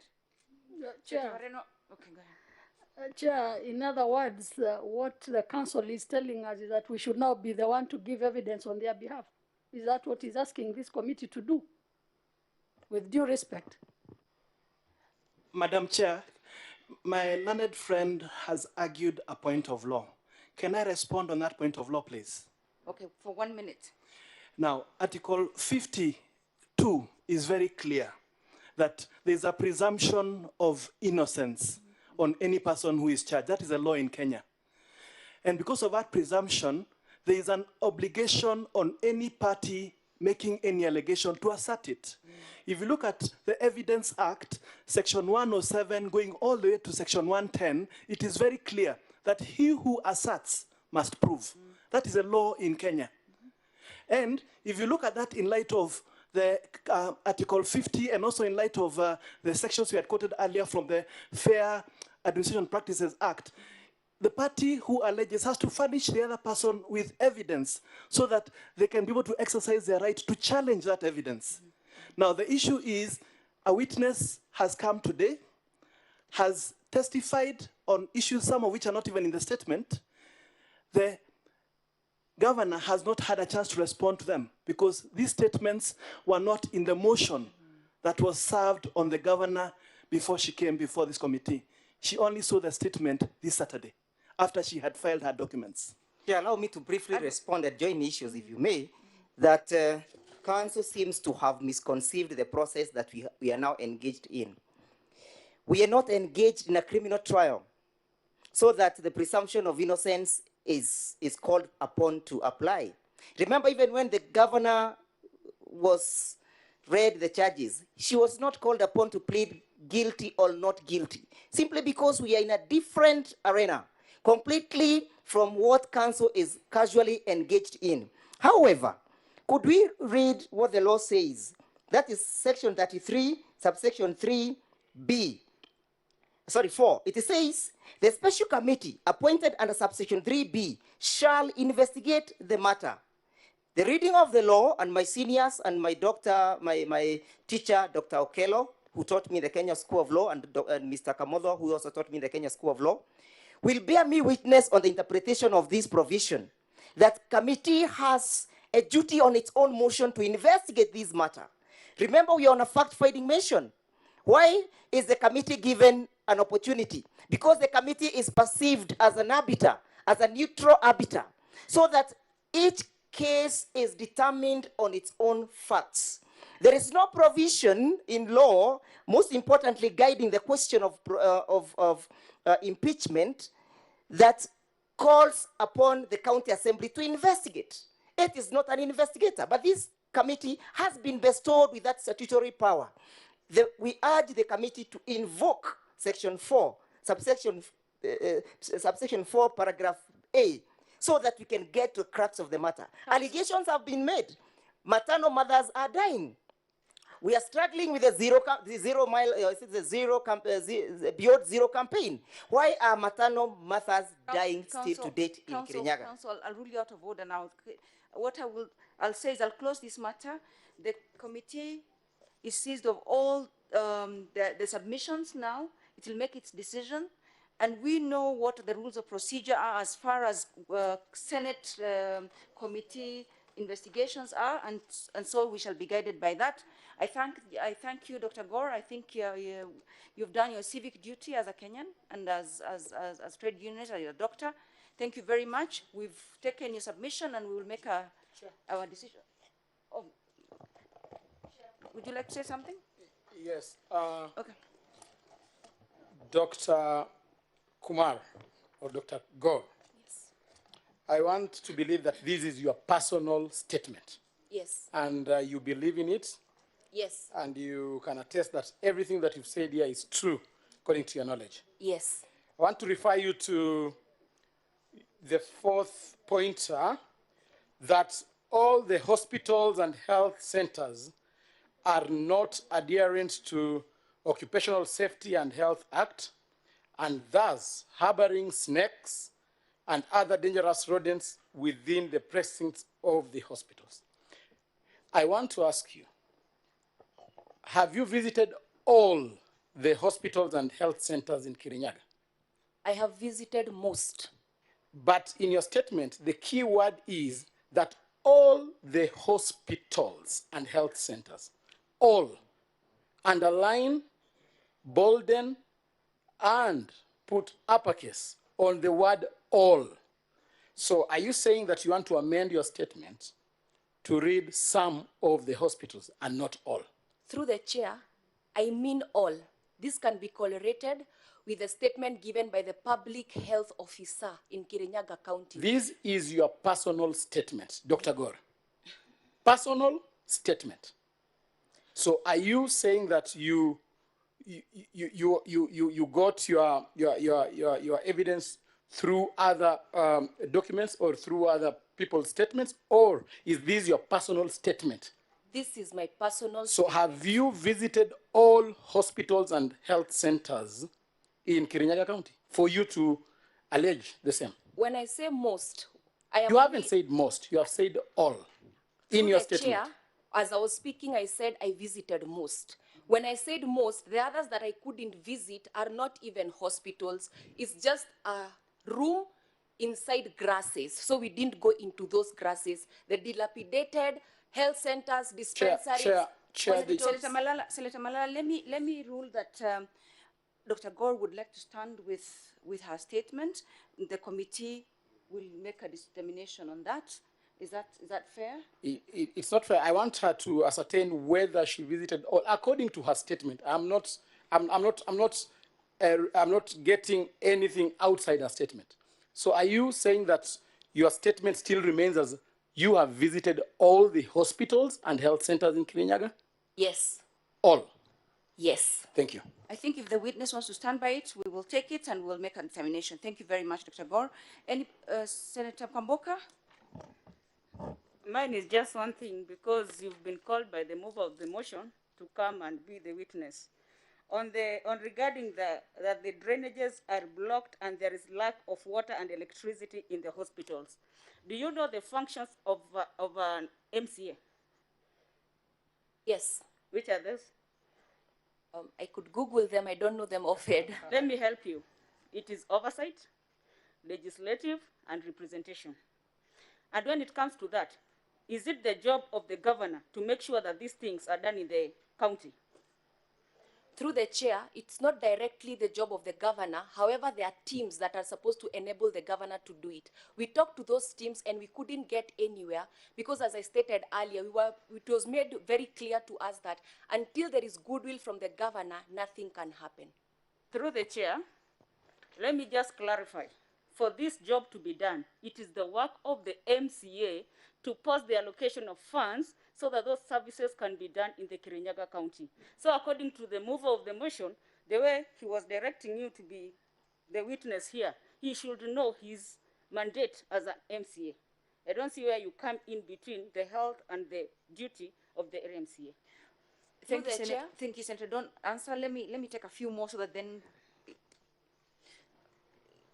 Senator Githiomi, then Dr. can answer all of them together. Because thank you, Chair.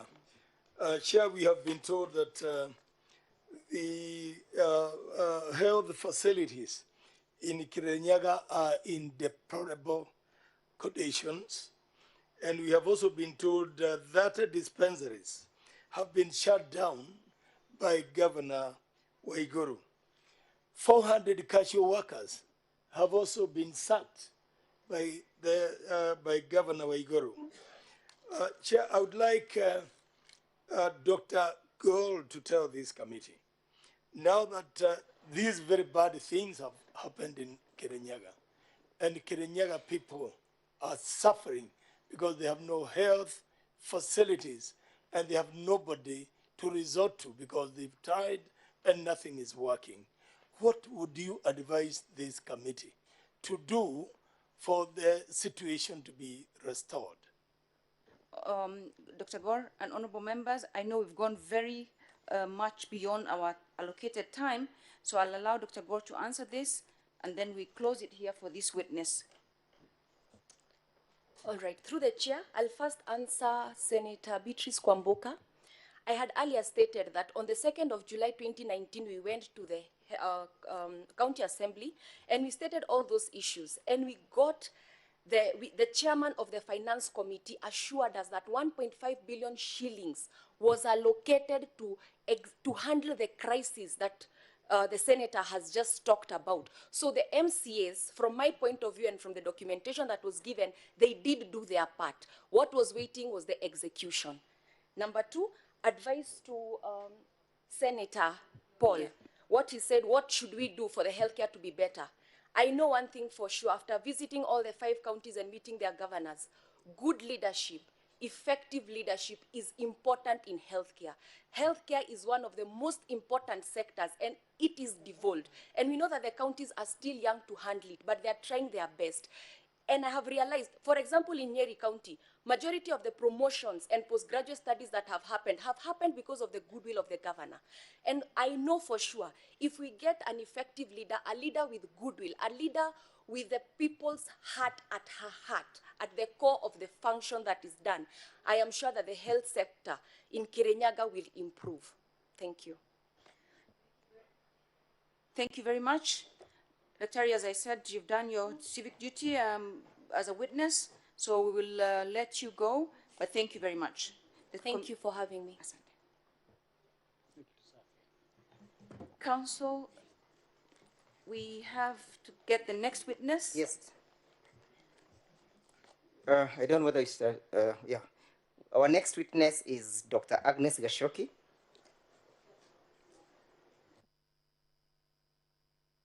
Her statement follows Dr. Godi's statement. Honorable members, please find the statement of Dr. Agnes Gashoki.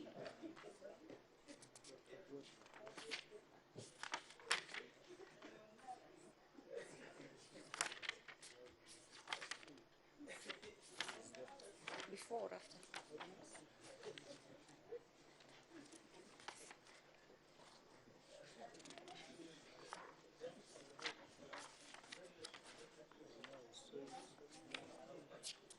Is it before or after?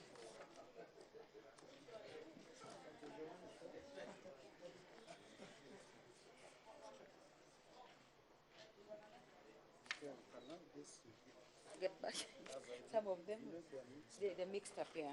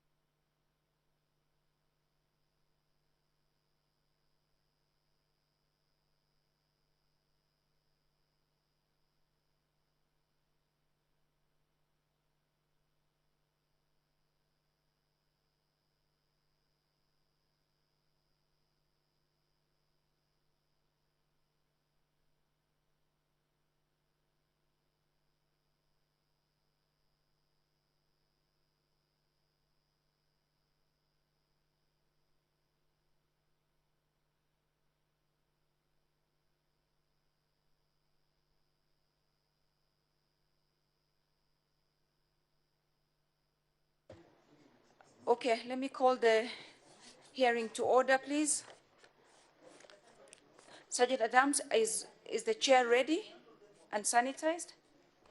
Okay, you may bring the witness in. Counsel, are you ready with your witness?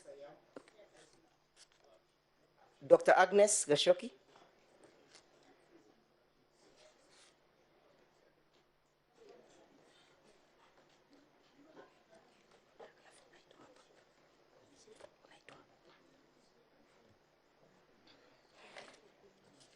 Counsel, the same drill, please. Yes, 15, very brief 10, witness. 5. We're really running out of Yes, time. very brief witness. Good. Dr. Gashoki.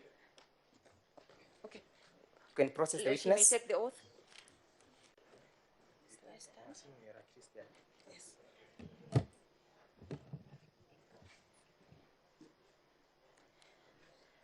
I, Dr. Agnes Kashoki, do solemnly swear that the evidence that I shall give before this special committee in respect of the matters before the committee shall be the truth, the whole truth, and nothing but the truth. So help me God.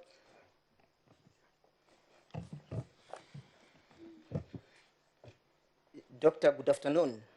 Good afternoon. I know it has been a long day for you waiting to testify, so we'll be very brief with you so that we can also have time to accommodate other witnesses. Doctor, you on 20th of June recorded your statement. Yes, sir. And your statement is in support of the case that is before us. Yes. And that this statement you recorded voluntarily. Yes. And that you read the content of the same therein. Yes, Madam following Chair. which you appended your signature, correct? Yes, Madam Chair. Would you wish, therefore, that we adopt this statement as your statement for these proceedings? Yes, Madam Chair. Having confirmed that, Doctor, kindly introduce yourself to the committee. Madam Chair, I wish to state that my name is Dr. Agnes Gashoki. I'm a holder of bachelor's degree in medicine and surgery and a master's degree in obstetrics and gynecology. I practice obstetrics and gynecology, and I was the CEC appointed in 2017, Kirinyaga County, in charge of medical services, public health and sanitation until January 2019. Doctor, where do you come from? Are you a resident of Kirinyaga County? Yes, I come from Kirinyaga County. Were you appointed the CEC by the current governor?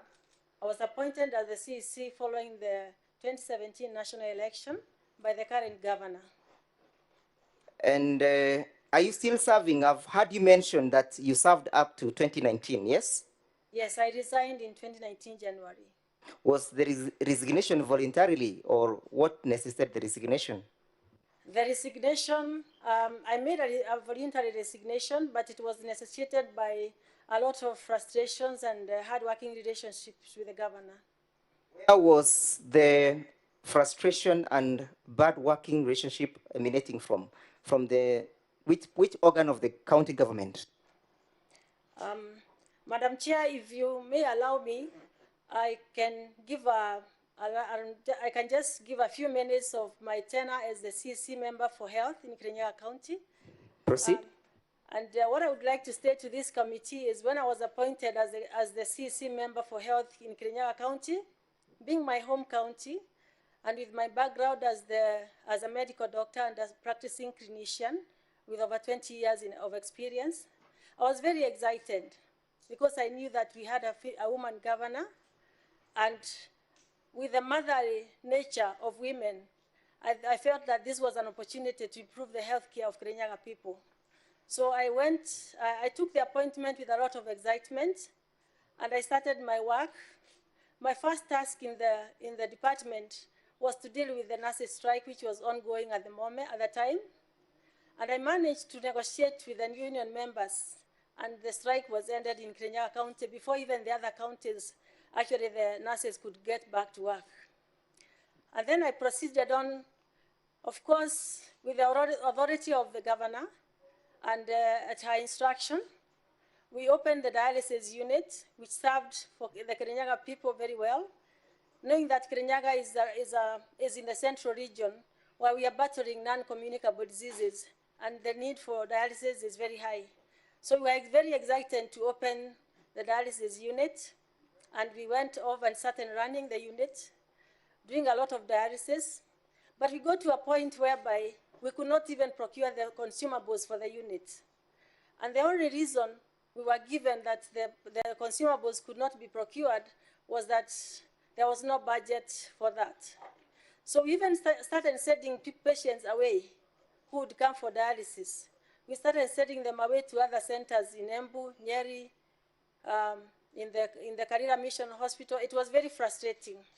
But we held on, and we continued with our work.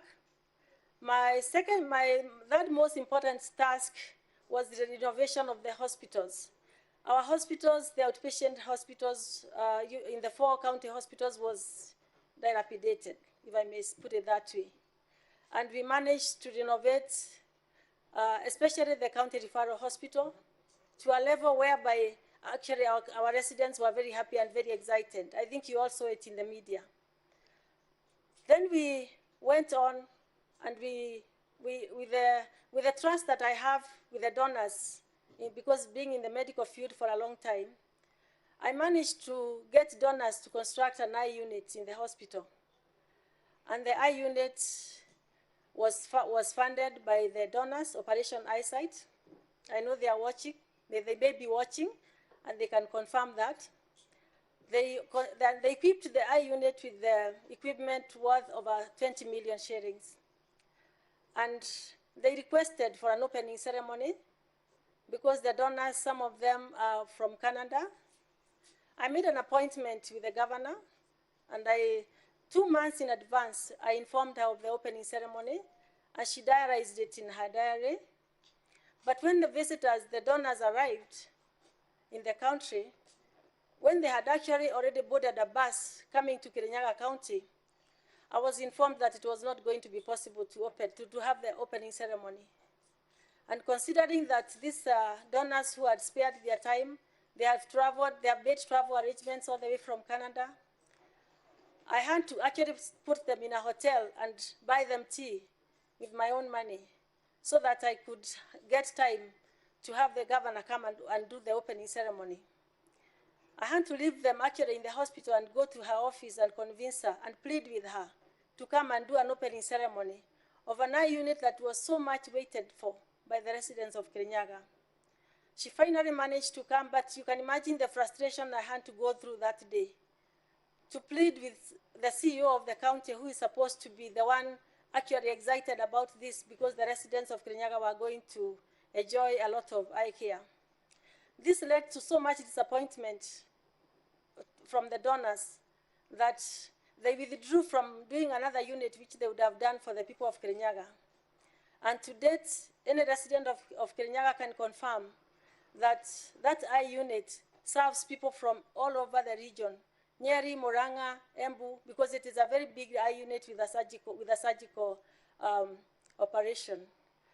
So I was not willing to give up as yet, even though... What made you give up? I'm coming to that. Yes, because of time? Because of time, I would say there are many other things that went on, but what broke the camel's back, I may put it that way, I pleaded with I had constantly been talking to the governor, even on a personal level, because we used to meet in her office, myself and the chief officer of health, to plead with her so that we could employ more healthcare workers in the county. And I think the other witness who was before me has alluded to the shortage that was there in the county. We had a lot of staff that had retired, that had transferred to other countries, and also natural attrition. And we needed to replace these healthcare workers so that we can have good healthcare provision in the county. Because the nurses were suffering, especially the nurses, I would say. Some were even getting miscarriages because they are overworked. They were working without leave. And I felt it as an obstetrician. Maternal and neonatal mortality is in my heart. I don't like to see a mother losing a baby. So we pleaded with her that we could actually employ these healthcare workers so that we can be able to operate all the healthcare centers and dispensaries. But I was shocked when she told me that I could go ahead and close the dispensaries. Orders to close down the dispensaries. The governor actually told me to go ahead and close the dispensaries. She didn't find them useful to the people of Kirinyaga? I think it was not her priority. To have the facility fully functional? Yes. That is what you said was not her priority? Yes. So I felt in my own capacity as a clinician and as a medical doctor, that was a step backwards in the universal health coverage. The dispensaries eventually closed down? They were eventually closed. Even the dispensary in my local village is closed down up to now. So even that of your local area is not functional? It's not functional. Were you there, were you serving during the strike of the doctors? Were you in service as a CEC? Now, when I was instructed to close down some of the dispensaries because we didn't have enough healthcare workers, I said that I will not be the one to oversee the deterioration of healthcare in Kirinyaga. And at that point, I resigned. I tendered my resignation to the office of the governor. So were you there during the time of the strike? Well, immediately after my resignation, that's when the casual workers were all sacked, and that followed the doctor's strike. So I was not there during when they started their strike. Are you aware whether a CEC to replace you was hired immediately or not? I learned that there's one who has been hired recently. After how long since your resignation? After more than a year. After more than a year. Yes. Is that a confirmation that the governor is not concerned about the health of the Kirinyaga County? I would put it that way. Now, you have indicated a tender number CGK ICT OT 046, 2017-2018, which relates to the installation of softwares in the county. Yes? Yes. Are you aware of that tender? I'm very well aware because it was tendered during my tenure. Who made the need? Who made the need request for that tender? Was it your department or the need came from elsewhere? I would actually, Madam Chair, I would like this to be put in record that myself and the chief officer went to the governor's office and we had a conversation. We informed that there was already an existing healthcare management system that had been installed by the national government, and it had just required activation. But she insisted on going ahead with the procurement, so we did not requisition for the. The need to procure did not come from the user department. No. Are you aware that these tenders, that is 047 and 046, were given to a company called Velocity or Velocity? You are aware? I hear so, because I'm not in charge of procurement, but I heard that it was given to the Velocity company. Are you aware whether at the time of your tenure, whether the software was working or not? It was never installed. Even up to date, it has not been installed. So there is no software of this nature? No. You have made, in your statement, you have confirmed and joined issues with your predecessor witness, Dr. Gore, that you actually agree with her insofar as the status of the health sector is an issue, yes? Yes. Is it your confirmation that up to date, the status of the facility and the facilities in Kirinyaga County are still dilapidated? I cannot confirm that right now because I am not working there, but I believe that because the healthcare workers were sacked, the status of the healthcare in Kirinyaga is still wanting. Still wanting. Yes. Finally, as I finish up with you, how would you describe that status of the health facilities in Kirinyaga County currently? I would say that it is really very sad to know that Kirinyaga County, even after devolution, cannot be able to take care of its own residents for healthcare. Many of our residents are still going to Embu and Nyeri for healthcare because of the lack of facilities in our county. Why do you attribute this to the governor? Because she's the CEO of the county and in charge of all the departments, and it is upon her to improve the healthcare standards of Kirinyaga County residents. One of the obligations under Section 33 of the County Government Act, Section 30, is that the governor should offer leadership in her CECs and administration of the county. Having served under her, would you confirm that she's capable of offering that leadership in the CECs and in the administration of the county? I think leadership is something that the governor does not understand, because leadership is different from dictatorship. And when you lead people, you show them the way and you guide them. But, Madam Chair, the governor of Kirinyaga County dictates what is going to be done, and you just do it.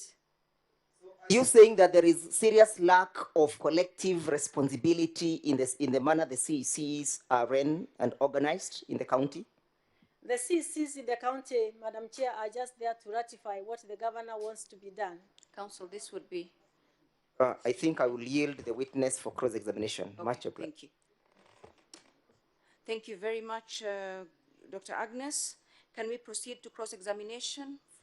Thank you very much, Madam Chair. My learned colleague, Mr. Mushigi, will start and we will share the time with him. Much obliged, Madam Chair. Dr. Agnes, yes. I just wish to ask you two questions.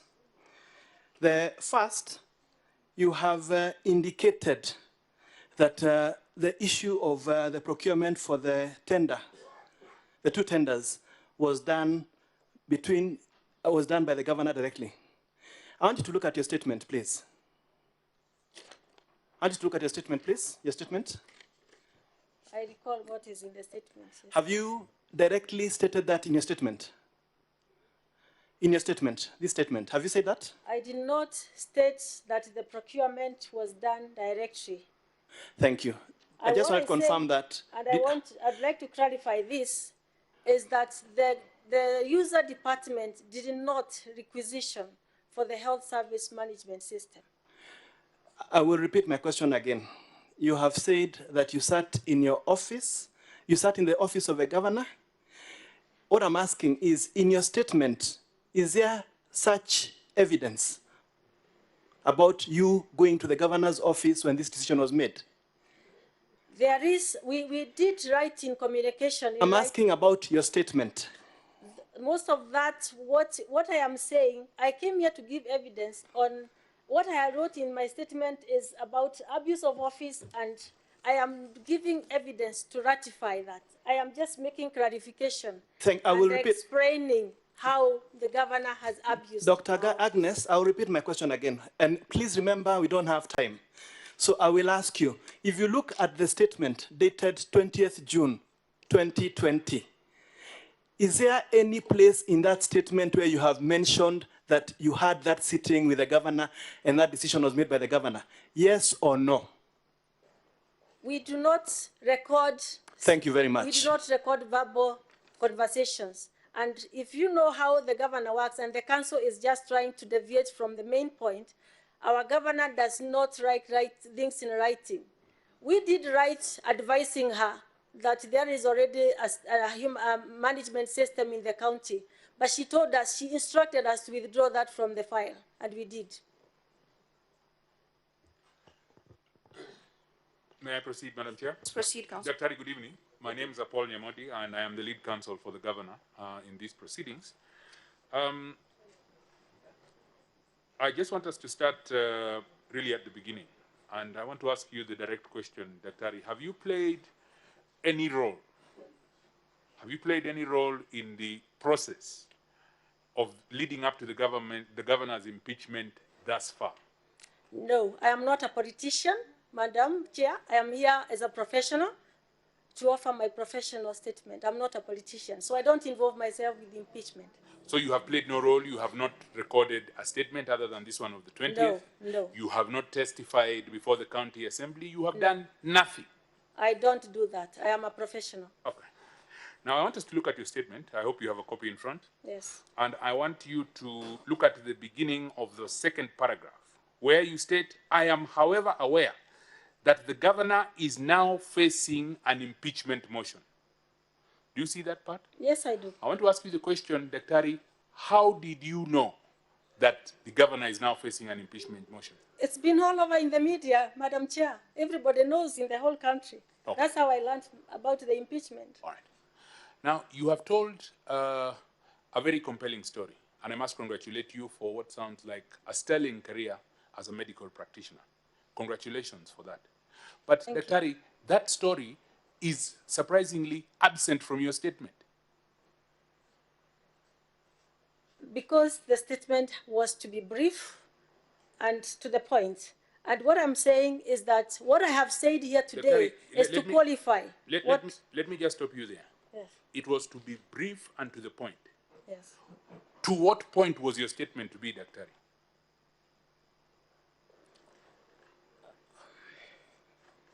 Can I be of assistance? Let me. You're having some difficulty. Can I be of assistance? I'm going to answer you. Just okay. Be patient. Go ahead. Now, in my statement, I have stated that the governor, in the third paragraph, on the issue of abuse of office, I wish to state that the governor adopted an intimidating approach to all the issues relating to governance in Kuonekana County. And that is what I have said I'm qualifying. Good. So the point, without putting words into your mouth, was to now that you have understood, and the context is important, now that you have understood, as you have stated in the second paragraph, that the governor is facing an impeachment motion, you are now to come to speak to the issue of abuse of office. These are issues that when I resigned as a... Is that the point, yes or no? Say that again. Point of your statement. and I'm asking you a direct question. The point of your statement is to speak, now that you have learned, and I'm only just reading from your statement, now that you have learned, and you have said it was all over the media, now that you have learned that the governor is facing an impeachment motion, you are now, and you have taken no role in the impeachment so far, you are now playing a role by coming before this Senate to speak to the issue of the governor's abuse of office. That is the point of the statement, isn't it? The long and short of it. Can I explain that? Because you want me to say yes or no, Madam Chair, and I would like to expound on that. I am a resident of Kirinyaga County. So I am privy to the information of all the ongoings in Kirinyaga County. I am not an outsider. So I have every information coming from the county is touching me directly. I have got relatives who are living in Kirinyaga County. They go to the hospitals and they find the hospitals are closed. So I am not just learning this and coming to give my evidence because I have learned there is an impeachment motion. When I resigned from the county, this is information that was given to the EACC, and that is an independent body. So they should be, maybe he should be asking whether there is any information that was given to the EACC to investigate that. That is a body that I can't talk on behalf. Daktari, what is the point?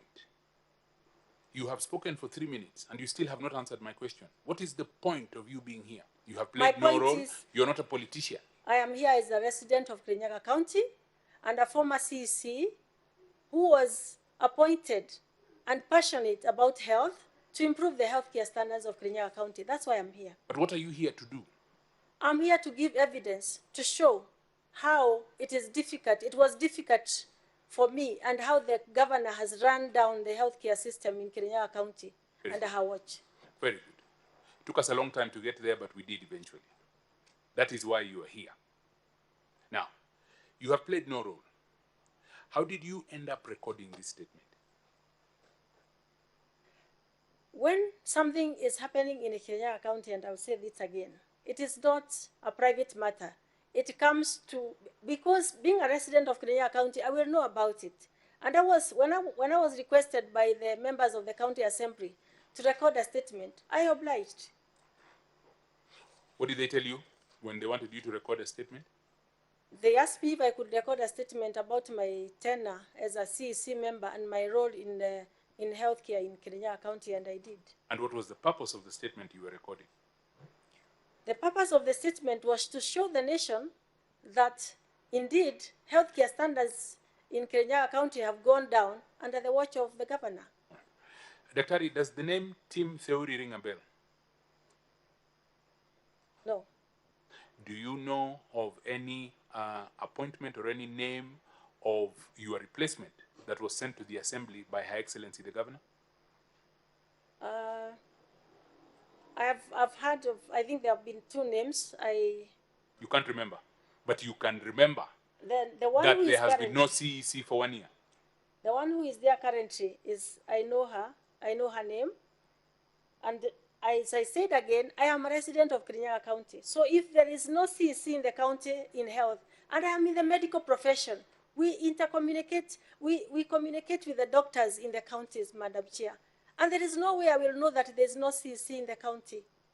So I know when the CEC was appointed.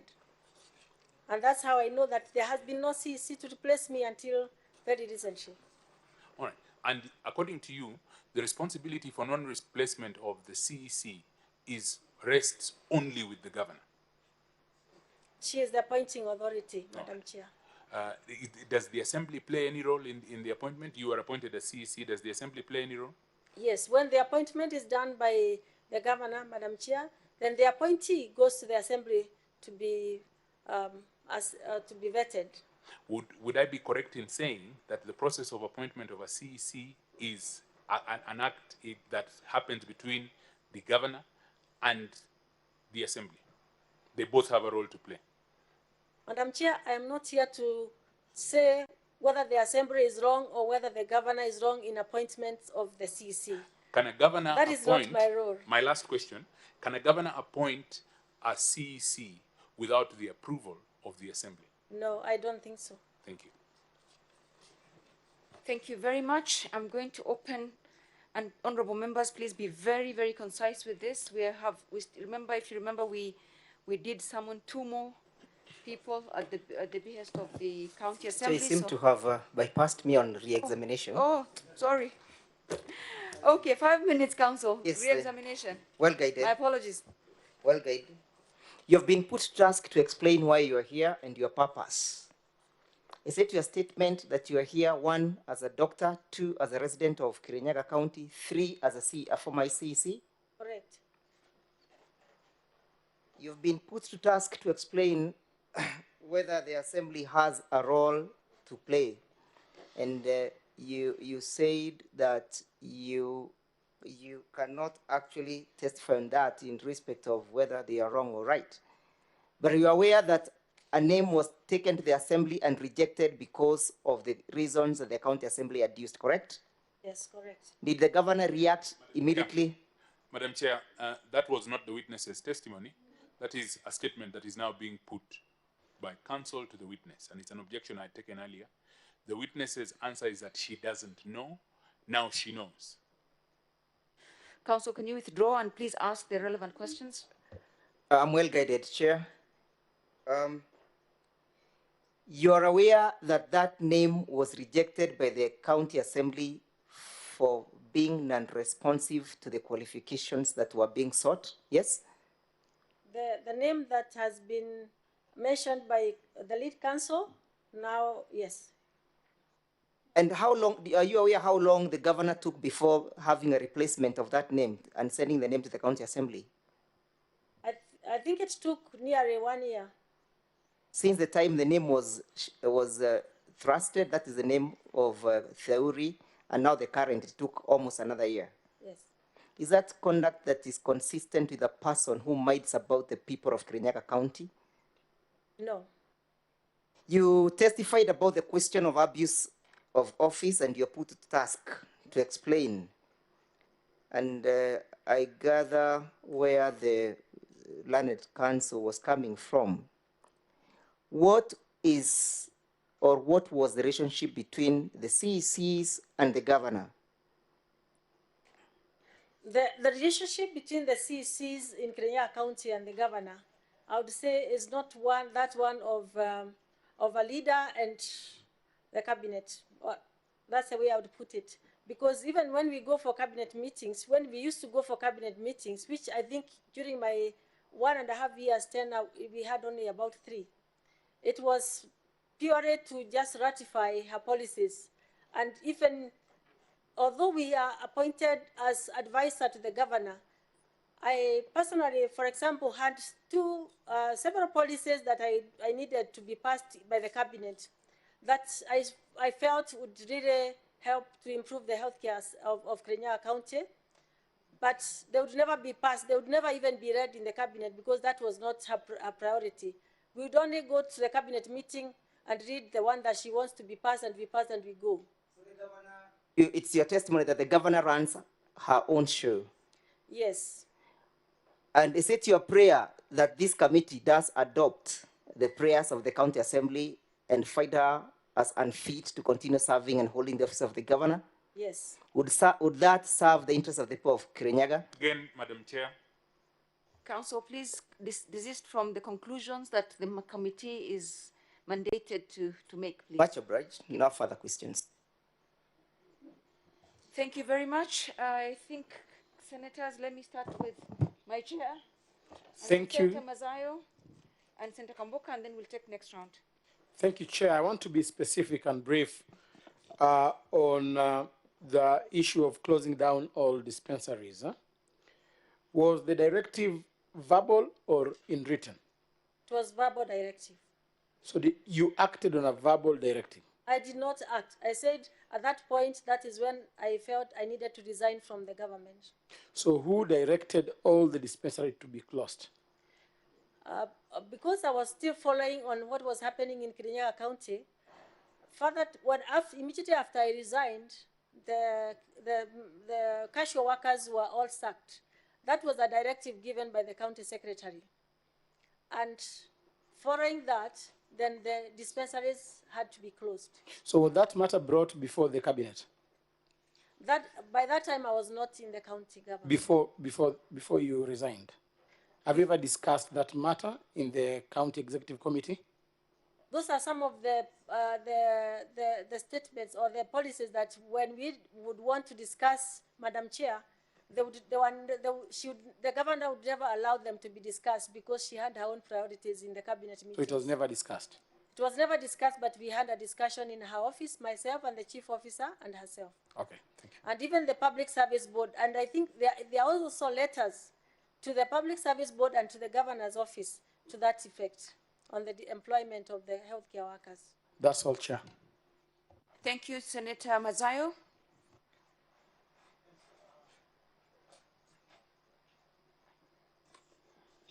Thank you, Chair. Just want you to confine Senator Mazayo, please speak up. Senator Mugo is also trying to follow these proceedings. I would like you to confine yourself to very short responses. You said you as doctors, you communicate a lot, yeah, within Kirinyaga County and of course, definitely outside Kirinyaga. And because of the same profession, you must be knowing one another very well. Yes, we do. I'm looking at your statement where you say, paragraph 4,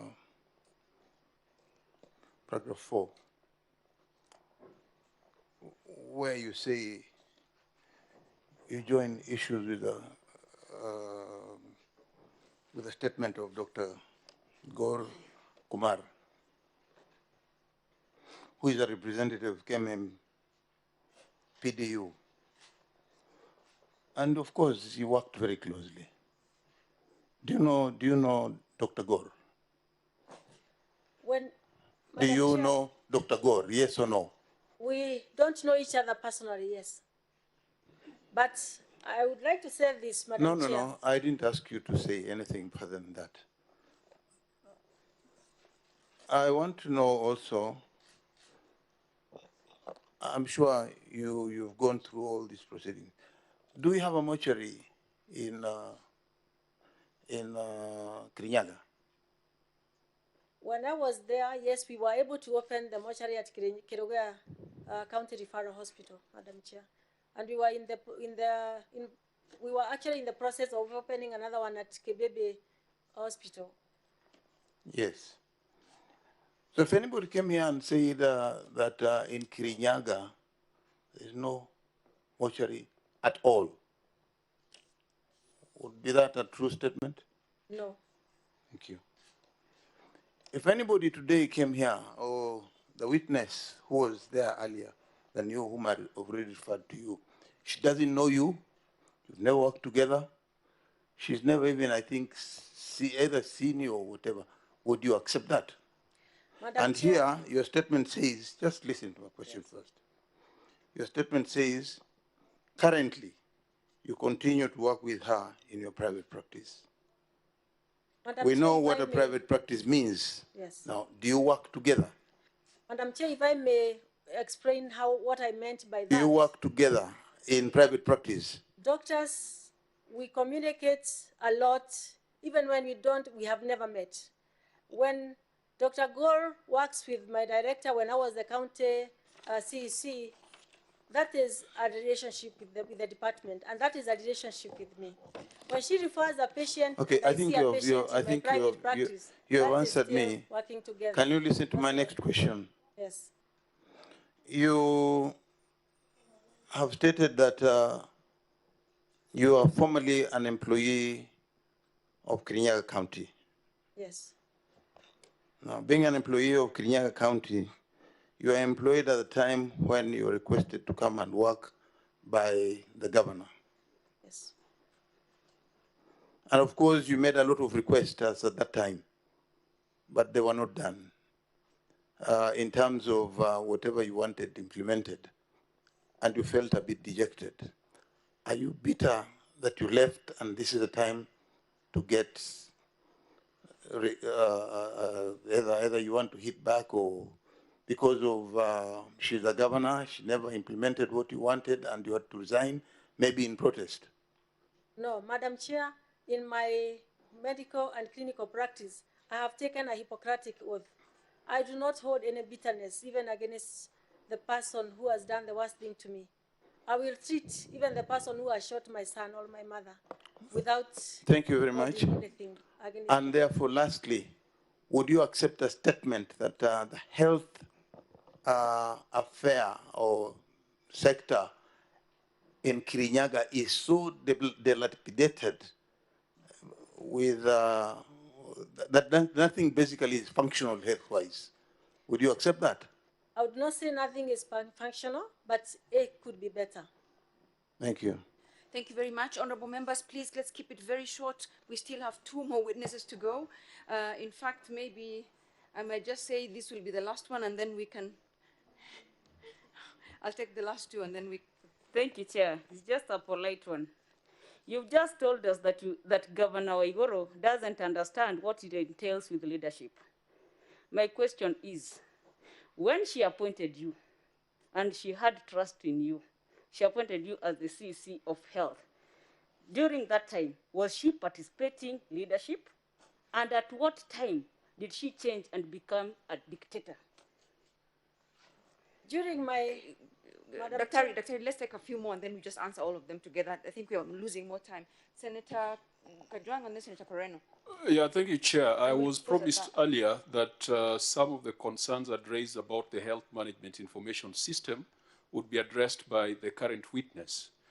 Dr. You have mentioned that there was a system already in place in the hospitals in Kirinyaga before this other tender was floated. Is that correct? Correct. Was it a system that was in use, or it had been implemented and not utilized? Dr. Because, Madam Chair, if I took this approach, I'll not exceed 2 minutes. Just respond. Was it being used? Madam Chair, I mentioned earlier on that there was already and there is still an existing healthcare management system which required to be activated. The question is, Dr. Was it in active use? It was not in active use, it required to be activated. Okay, so when this tender was floated, you have indicated that you are the user department and you are completely uninvolved in procurement and implementation. Yes. What action did you take as a CEC who provides leadership for health matters in the county, seeing that a tender has been floated and a system is being implemented under your nose? Is there any evidence of action you took? There is no system that was implemented. So it is your submission that even this tender, having been floated, no implementation occurred? Not at all. Dr. Maybe you can answer Senator Kwambuka's question as well, because now that... And finally, are you aware that payments were done with respect to implementation, consultancy, design, and implementation of the new system? Yes, I am aware. You are aware? Yes. Was there any part where the head of the user department is involved in user acceptance and testing? We have seen the governor's records here, records of user acceptance and testing, people drawn from the health department. Are you aware of your staff being involved in testing of that system? The staff in my department were involved in the testing, but the system was never implemented because it had too many faults and the company was not able to correct. So your view is that, your submission is that there was an existing system, there was no need to tender for a new system, and the tendered system was not implemented even though payments were made? Correct. Thank you, Chair. Thank you. Dr. Could you go ahead and answer Senator Beatrice's question so that you don't lose the... Yes. Can you ask Wakili Waiganjo to put his mask on, please? I'm sorry. Council, you've asked. Thank you. Thank you. So, yes, Madam Chair, I would like to answer the question by Senator Beatrice about the leadership and the dictatorship. When I was appointed, as I said earlier, to be the CEC for Kirinyaga County, I was very excited because I was going to serve under a female governor. And I felt that this was the time that Kirinyaga County was going to see tremendous change, especially in my department. But when I started working with her, slowly by slowly, I realized that I was very wrong, that this was not the kind of leadership that I was waiting for. And that is why I was not able to work with her for too long. Senator Moreno? Yeah, just two issues. You indicated that you got frustrated because you were not able to budget for some consumables in the department, and that you were told that there was no budget for it. Did you confirm whether there was actually a budget passed by the county assembly and it was now governor who was not performing her part? Madam Chair, I may answer that. Yes, when you have patients, when you are a medical person and you have patients that you have to turn away because you cannot give them service, it becomes very frustrating. And I started getting calls from the residents, from the doctors. They were not able to offer services to the patients who are seeking dialysis because we could not buy consumables for the dialysis unit. Now, we had budgeted for the consumables in our budget. It was appearing in our budget. But the suppliers would say that they cannot supply because they have not been paid for the previous supplies. And that is how we ran into a crisis. That is why I say that it is still the role of the governor, because she has to authorize all the payments that are made from any department. Thank you, Dr. Okay. Right now, I'd like to... I had one more, short one. You indicated that you had these donors from Canada and they got frustrated and left. And then you also, at the end of the day, then had to close down all the dispensaries. But I wonder why you didn't put these two items that are very important in your statement.